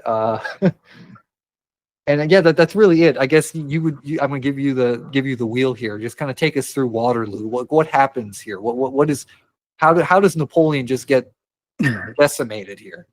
So there's a few things. First of all, I want to point out that, again, my lack of familiarity with this time period. There probably were cavalry squares because there were infantry squares because there were cavalry charges. So I think a lot of that minutia I'm not going to get into because I don't understand it. Like with Austerlitz, I gave like an overview of things that I can understand, right? The smaller bits is a bit beyond me. So, as far as I'm concerned, those portions, they're as realistic as I want to believe them to be, right? There is one thing, though, about the battle that Napoleon almost won. He did actually, I think, at one point break through the British forces, and it was actually by design. Nelson had now I'm struggling to remember because Waterloo was not one of the battles I really went into in depth on my own, but I believe he'd pull his forces back. But the point is that he had done this in the Peninsular War, where he'd have his troops in what's called a negative slope. So like the higher ground, right? You're in the higher ground, you're looking down on your enemy.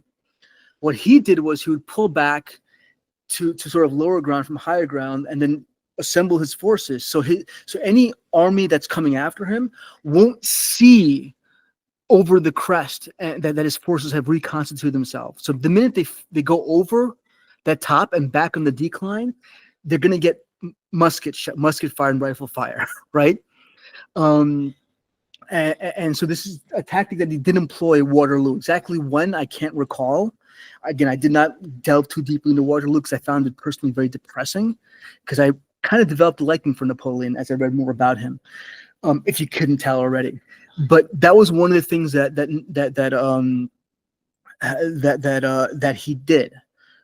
This sort of negative slope where I'm perched at the bottom, and as the enemy comes over and they're basically chasing me, thinking I'm in retreat, and then they get peppered with shot as they come over. The other thing was Blucher was supposed to be pinned down so Napoleon could take out the British forces. Grouchy, I'm not sure how to pronounce it. He was tasked to hold down Blucher's forces. And he thought he was engaging the main army. So Blucher had basically fooled him into thinking that he was pinning down the main force, when in fact he was not. And so he was able to get his forces around and join the battle at Waterloo. And that's really where Napoleon, there was no chance now. At that point, the minute Blucher's forces show up at the battlefield, there's no way Napoleon can win at that point. There were points where historians think that he could have won. Again, I am not going to pretend to describe them because I didn't delve into this too deeply. But there definitely are opinions out there that think that there were points where he could have won the battle. But the fact that Blucher's forces were not held down was what sealed Napoleon's fate. Now, in the movie, he actually mentions the recipe that he was going to use to defeat them, and it's actually something that he used on many occasions, where if he's faced with superior numbers, he would basically keep the enemy from concentrating their forces, and pick them off one by one, which was the idea. Taking out the British first, holding Blucher, and then coming up and taking out the Prussians. It's what he failed to do at Austerlitz, and somehow he won. But he actually was able to do in various campaigns in northern Italy, and other places as well. But he failed to do it at Waterloo, and that's the basic the gestalt, the overarching view of the battle. Again, particulars. If I made a mistake, I don't feel bad because I may in fact have. But that's a general sort of overview of the battle. I need to have that as a tagline for the episode. If I made a mistake, I don't feel bad. Hey, you're starting to sound like Ridley Scott too. That's something he'd say. So after Waterloo, we get the exile finally. This is the end of Napoleon's life. The exile to St. Helena, right? Yep. Where he lives for 6 years with limited servant staff, strict supervision by the British, until his death in 1821. We see in the movie, Napoleon laments about his battles, his country, Josephine, and we kind of stay with him until his death in this really depressive state. Yep. And then Ridley Scott makes sure to remind us how many people have died under Napoleon's command from 1793 until 1815, about 3 million. And then I don't know if he's trying to say that he's responsible for all those deaths, because I know the invasion of Russia was a big one for military personnel anyway, 500,000 there, but the coalition had a comparable casualty number and disrupted Europe for decades as well. Yep. And then I guess Ridley Scott ends on the note of painting Napoleon as some kind of tyrant, which we both disagree with. Yeah. And then we get the end credits and more sad singing. Yes. For this rated R bloated spectacle, beautifully shot movie. And that's it. We reached the finish line of Napoleon. And the sad singing pretty much is the cake topper of the Napoleon cake. That sends us off. You know, this kind of what we feel like we should both be doing by the end of this movie. Well, that was one of the happiest moments of my life when this movie ended. I was thrilled. It was, I mean, you know, the ending was depicted sort of, I think that was fine. I didn't find any particular fault with it. Even the banter with the two governors' daughters, which actually did happen. You know, but he was a very charismatic man. And again, you don't see this in the movie. You get these lines like, "We are winning," and what was it when he goes to Josephine? "Tell me that you need me, and I'm the most important. And without me, you're nothing." It's, you know, what is this? You know, and then at the end, he's charming these two little girls. He was a very charismatic individual. And again, I think you're right to point out that, you know, he's this casualty list without really exploring, well, why did people keep signing up? To give somebody that much money to be that disingenuous with somebody that people can easily do a Google search and find out much more than they could have from Ridley Scott. I wonder how many homeless people that money could have fed. Probably the entirety of Los Angeles County for a few months. Easily. It's a waste of money. It's such a hard waste. Now that I know this, I'm actually angry. That, you know, because look, I see your point, and I definitely like historical accuracy, and I like, because I think it kind of puts guardrails forcing creativity, right? So a lot of times creativity has to be a forced thing. Like, you know, here's a problem, I can't, you know, and I have to figure out a way to make this work. Kind of like you mentioned George Lucas, or even Steven Spielberg in their early movies. How did his special effects, right? There's a labor of love. But, you know, on balance, and something that you kind of try to draw me to is that, look, it's a movie and there's going to be some license. And I agree. But I tend to think that if you allow the guardrails of history lays down, you can produce a more compelling story. And this is really what really annoys me more than anything else. You know, it's not the historicity that it has to be exactly correct. I would prefer that, but that's because I'm a history nerd. But I could live with it if I'm watching a story that's really cool to watch. You know what I'm saying? Like, would you agree with that assessment, or am I being a bit of a snob here? No, I'd agree with that. And here's his counterpoint. Let's say, hey Ridley, come on in. Hey, how you doing? Hey, we haven't seen you in a while. Hey, guess what we're talking about? Napoleon. Oh yeah, you know, your movie, the great you know, the sweeping epic that, you know, was going to enthrall audiences. Hey, what do you think about this? So the counterpoint, if he were to be here, there was an interview with CBS News, right? And he said, and I quote, "Napoleon, it's a character study with violence, with action, with everything you got," end quote. Now, Sandeep, would you agree that with everything we got? Well, what is everything we got? No. He said, and to add insult to injury, he says, you've got 10,400 books to start on. There's been a book written ever since he died. By the time you get to book 1,000, dude, I think it's going to be a lot of speculation. Dude, I think there's going to be a lot of speculation.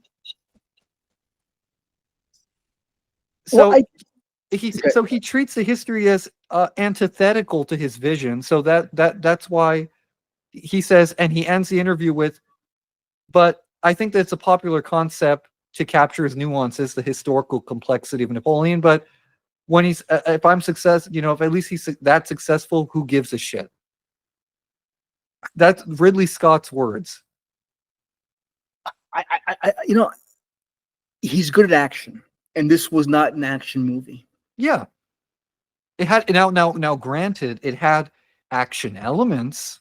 I mean, they were there. I mean, if we were to go, if me and you sat down and we had a Blu-ray or DVD copy, and I'd be like, Trump, we're gonna go in the menu. We're gonna pick out it's the most beautiful explosion you've ever seen. We're gonna pick out I've never seen an explosion that big. It's the most beautiful one. There's a lot of cannon fire.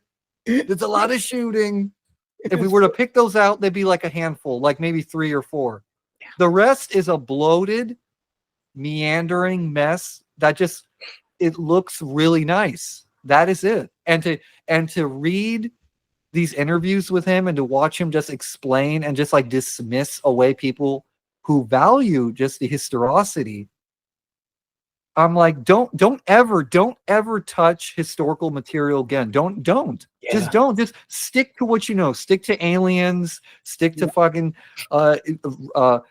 historical fantasy. You could have done that. You stick to action movie. Just stay in your fucking lane. Yeah. If you're gonna come into something, I would not feel good with myself if I were to make a movie based on any historical figure and I had that mentality. I just as respectable as he is as a director and he's given us some amazing movies. Absolutely. He's an asshole for that. Oh, I agree. And it makes me feel bad that maybe I was unduly harsh to Oliver Stone, the last podcast we did. Yeah, we should just add a footnote. By the way, sorry, Oliver Stone. At least you tried and you respected Alexander, because that's the truth. And he did, because you saw the evolution in every recut. He did the ultimate cut. He saw the flaws and he tried to improve them. And this guy, I didn't know this. And this actually, like I said, I'm angry now. I wasn't pissed off before. Now I'm legitimately angry that he did this. You dig enough. You dig just enough that you start figuring out. That's why people say production is the most important phase of a movie, because if you have people like this in charge, everything falls apart. Yeah. And it all starts from the top and it trickles down. Like, I don't blame at a certain degree the actors and actresses, the staffing. I mean, the people who work on the movie, everyday people that just are tasked with roles. He's the guy calling all the shots. The studio saying, hey, Mr. Scott, we want a movie about Napoleon. You can make it artistic, but we want it to make sense. The studio's looking for a vision. They go to somebody who they know he's known for his creative vision. How he comes up with this fucking bloated mess and then acts like he can sit there and defend himself like that is beyond me. We are begrudgingly appointed the task, Sandeep, of giving a rating to this movie. Would you like to go first, or would you like to go through the categories too, or no? We don't have to go in detail through we can just kind of give an overview or just a general, a few tidbits of. You don't have to give an explanation. You could just say, "This is what I thought." Okay, so I should have my overall view punctuated by my rating. Yeah, I mean, what your rating is: best actor, actress, worst actor, actress. Oh, yeah. Okay, so let's and then one thing you change about the movie. Beautiful. So I'm going to do it. Best actor, Vanessa Kirby, hands down. Yeah. Despite the weak story and everything that we've discussed, she's the only one who delivered genuine emotion. When Napoleon left her things out in the rain and she comes back and you see the desperation, I kind of believe and I kind of felt bad for her, that she had this desperation. I felt bad for her that this was happening, despite the fact that she cheated on them, the worst actor, and I'm kind of want to backpedal on this. I got to say it's Joaquin Phoenix. I don't want to say that. It feels dirty coming out of my mouth because he is such a wonderful actor. And now that I know he's sort of repenting and kind of trying to do the right thing, it's even worse. So I think he's definitely, to say that he's the worst actor in this movie is fair. But I have to wonder, maybe, you had also mentioned before how things kind of come from the top and kind of, percolate through. maybe Joaquin Phoenix saw how little Ridley Scott really cared about the material, and he said, you know what, I'm not gonna give my best, right? Well, despite whatever the cause was, Joaquin Phoenix does come across as the worst actor, balancing out Vanessa Kirby's really good acting, and dragging it down to the depths of this movie. Something I would change, the general portrayal of Napoleon's character. You know, he was a multifaceted, very interesting individual. And he's, like you pointed out, the movie ends up, you know, that final body count kind of depicts him as a mass murderer, which, you know, I'm not a big fan of. The saddest thing about this movie is that, you know, Phoenix and Scott worked well together in Gladiator. I mean, it was really, really good. It was a fantastic movie. There's no discussing this. Most people would agree, right? And it makes me wonder, well, what the hell went wrong with this movie, right? And you mentioned Ridley Scott and his, you know, his sort of lackadaisical attitude towards things and whatnot. There is Gladiator 2, and I know you haven't seen it, and I would urge you to watch it, because my theory on Ridley Scott now is that not so much that he, you know, there's this, well, I'll cut to the chase. My theory is that Ridley Scott has finally gone senile. He's sort of losing touch with reality. His brain is slowing down. His cognitive function isn't what it used to be. In my mind, that's the only thing that I can explain this movie and Gladiator 2. Okay? Now, for my rating, this movie only scores 1 decapitated French nobleman out of 5. I'm always, I feel like I always feel like we're always playing good cop, bad cop on these things, but even I'm kind of shaking my head here in the interrogation room. And I'm like, man, you know, I just really want to throw this guy in and, you know, lock him away, because I will never dissuade, ever. I will never, ever dissuade someone from watching something and then forming their own opinion about something. Because at the end of the day, whether you see the objective failure as whether it be directorial or writing or what have you, I always feel like people, you know, they like what they like. You know, one person's trash is another man's treasure, right? Yep. So I never want to convince people like, oh, you know, don't watch this, it's trash, it's hot garbage, skip it. No, I tell people, watch it and then figure out why you don't like it. Or maybe you might like it. You might surprise yourself. You might surprise me with maybe a different opinion. But regarding, you know, my opinion of this movie, I have to, I got to say I did not like it. And I don't say that a lot about a lot of movies, but I just did not like this one. And whether it's the historical inaccuracies, the directorial vision of Ridley Scott, the production, the bloated production direction, you know, where the money went, where did the money go? What I mean, as much as I love the beautifully shot motifs and the cinematography and wardrobe and all this stuff, you know, I would have much rather preferred a tighter movie, a much tighter movie, something like something akin to like War and Peace from the 60s, or Waterloo, which is probably Waterloo is probably the best Napoleon film out there. And if you haven't seen that movie, go and watch that one.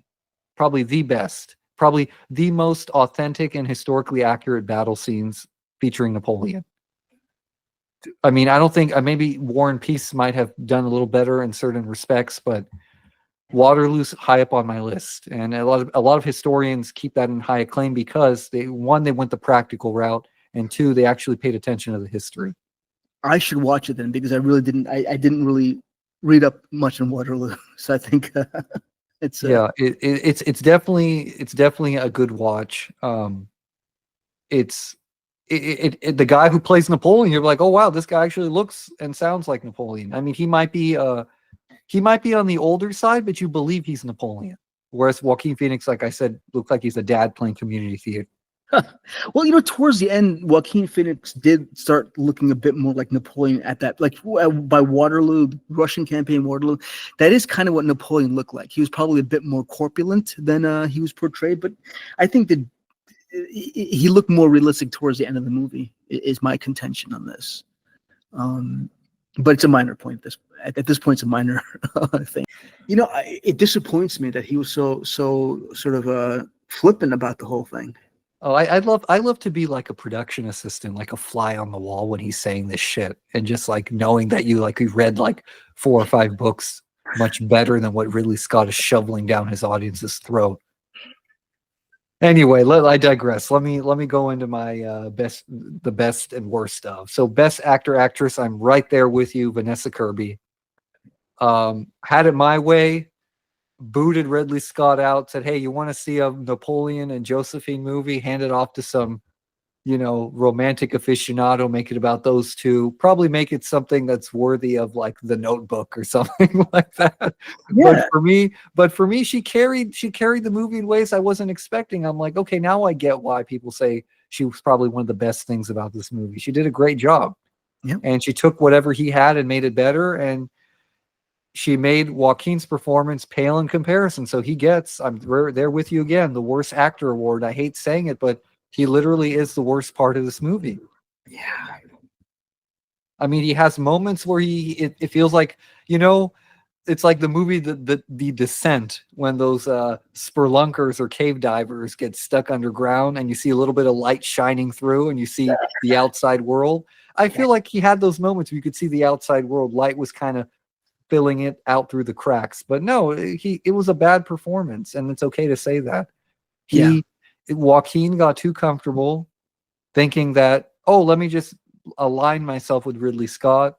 I'm doing pretty great right now. I can get up off the downtrodden horse that was Joker Folie à Deux and come back with Napoleon, and it was a Waterloo moment for him. I hope that he picks better projects next time. I hope that you go into a role with historical levity, look for the historical levity. Don't just take whatever's on paper and say, hey, this is great.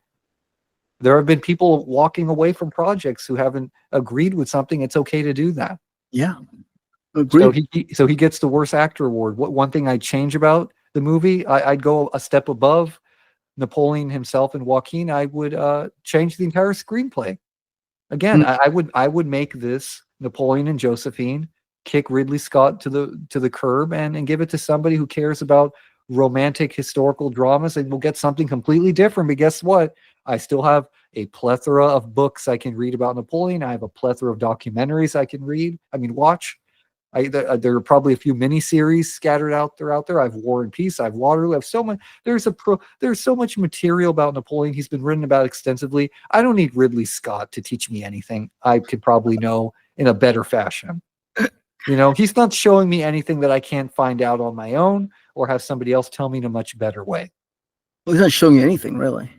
No, it just looks super, super nice because we're in it was made in 2023. Mm-hmm. And the technology's better than it was in the 70s or 80s or 90s. That's it. So that's all we're getting. Yeah. My rating, I'm a little more forgiving, but I'm going to have to give it because of I give it on the merit that it's a beautifully shot, bloated spectacle of a movie where I get to see a lot of fantastic visuals. They say that some filmmakers are visual filmmakers. I think Ridley Scott is still a storytelling filmmaker, but he's he's firmly rooted in another genre, the action genre. I say that he did do a great job with the presentation of this world of Napoleon. So that just puts it above where I would say this is just complete and utter trash. I give it a 2. I give it 2 cannonballs out of 5. You still have the good cop to my bad cop. Because I don't want to convince myself that what I endured was a complete waste of time. Like, I can agree that it was a lot of waste of time, but a complete waste of time, I don't want to think, because I literally went through hell with Apple to watch this movie. Like, and I think I told you about this. Like, I was trying to, I was pulling my hair out trying to cancel an Apple subscription I didn't need just to watch this stupid thing. And then I found it I found it for free, cough, cough, somewhere else. So I don't have to worry about it. It is too much trouble. But you know something? There is one thing I do want to talk about, if you can indulge me. Do you want to go into the Nick Cage Energy Award before you go into that, or does it tie into that? Not really. Okay, so let's go, because I think that's the one. So for those of you who don't know what this is, Yeah. I was racking my brain while coming up with, at first I wanted to go the trivia route, but I'm like, I've tortured Sandeep enough, guys. Don't you think? He's endured enough. I don't want to be Torquemada. I don't need to torture this man any more than he's been tortured enough with this movie. I'm not going to quiz him on how many French soldiers were staring off into space while the Alexander Dumas actor was talking. Out of sheer boredom. Yeah. Yeah.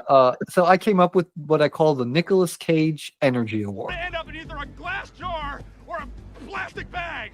So what do you say you do the math? Hand over the gun and let's go find some rocket. I'm gonna steal the Declaration of Independence. I am a bad man. What could be easier? It's all alphabetical. A, B, C, D, E, F, G, H, I, J, K, L, M, N, O, P, Q, R, S, T, U, V, W, X, Y, Z. Tell me! Yes, I think yeah. How'd it get burned? How'd it get burned? How'd it get burned? How'd it get burned? And what this award is basically our favorite acting aficionado, Nick Cage. I say you can put him in any role and he will give it 110%. And this award is reserved for the actors who literally give 110%. And this episode's candidate is Mr. Joaquin Phoenix. So Sandeep, knowing everything you know about Nicolas Cage, everything from The Wicker Man to Gone in 60 Seconds to Ghost Rider to National Treasure, does Joaquin Phoenix deserve the Nicolas Cage Energy Award? To Raising Arizona. You forgot Raising Arizona. Oh, that's right. Raising Arizona. Raising Arizona. This guy's been, I lose track of how many movies this guy's been in. So, but don't forget Con Air. Oh yeah, well, I was thinking Con Air too, but Raising Arizona was, anyway. That's something for another time. This time, absolutely not. Does he get that award? Yeah, I'm there with you. Absolutely not. Absolutely fucking not. No charisma, droll delivery, just wooden. Yeah, it's yeah. I don't want to talk about it anymore. But thank you so much for joining me. Thank you for stomaching the process, getting to where we are now. Thank you for staying on task with me, because this was, guys, I mean, usually people say, oh, we're getting around to it, it's going to take some time, things are happening. Like, this was literally like fermenting like gumbo in a vat for the past year or so, and we both like took this super seriously. And unfortunately, it's for a movie that wasn't great, but at least we could chat about it and hopefully, bring something to the people who are listening, and hopefully they got something out of it. Maybe they got a good laugh. Maybe they learned to start a Ridley Scott fan hate club or something. Or fan club. Maybe they're into this sort of thing. Or maybe they like it. Maybe they're gonna write. Maybe they're gonna send me an email threatening like a subpoena me or something. I don't know. No one's litigious these days, I don't think. Oh yeah, right. Oh my God, falling in McDonald's and you're bankrupt for life. I mean, be an owner of McDonald's, have someone fall, you're bankrupt for life. There's one thing Americans love more than guns. It's lawsuits. Well, I suppose that hasn't changed. You're right. I'm trying to be too optimistic here, thinking that things have changed that much. I'm not. Yeah, that's true. It's like some things don't change. It's like, it's the law, and it's the law. Anyway, thank you for joining us here. Much love and much appreciation to all of you. And until next time. Ciao.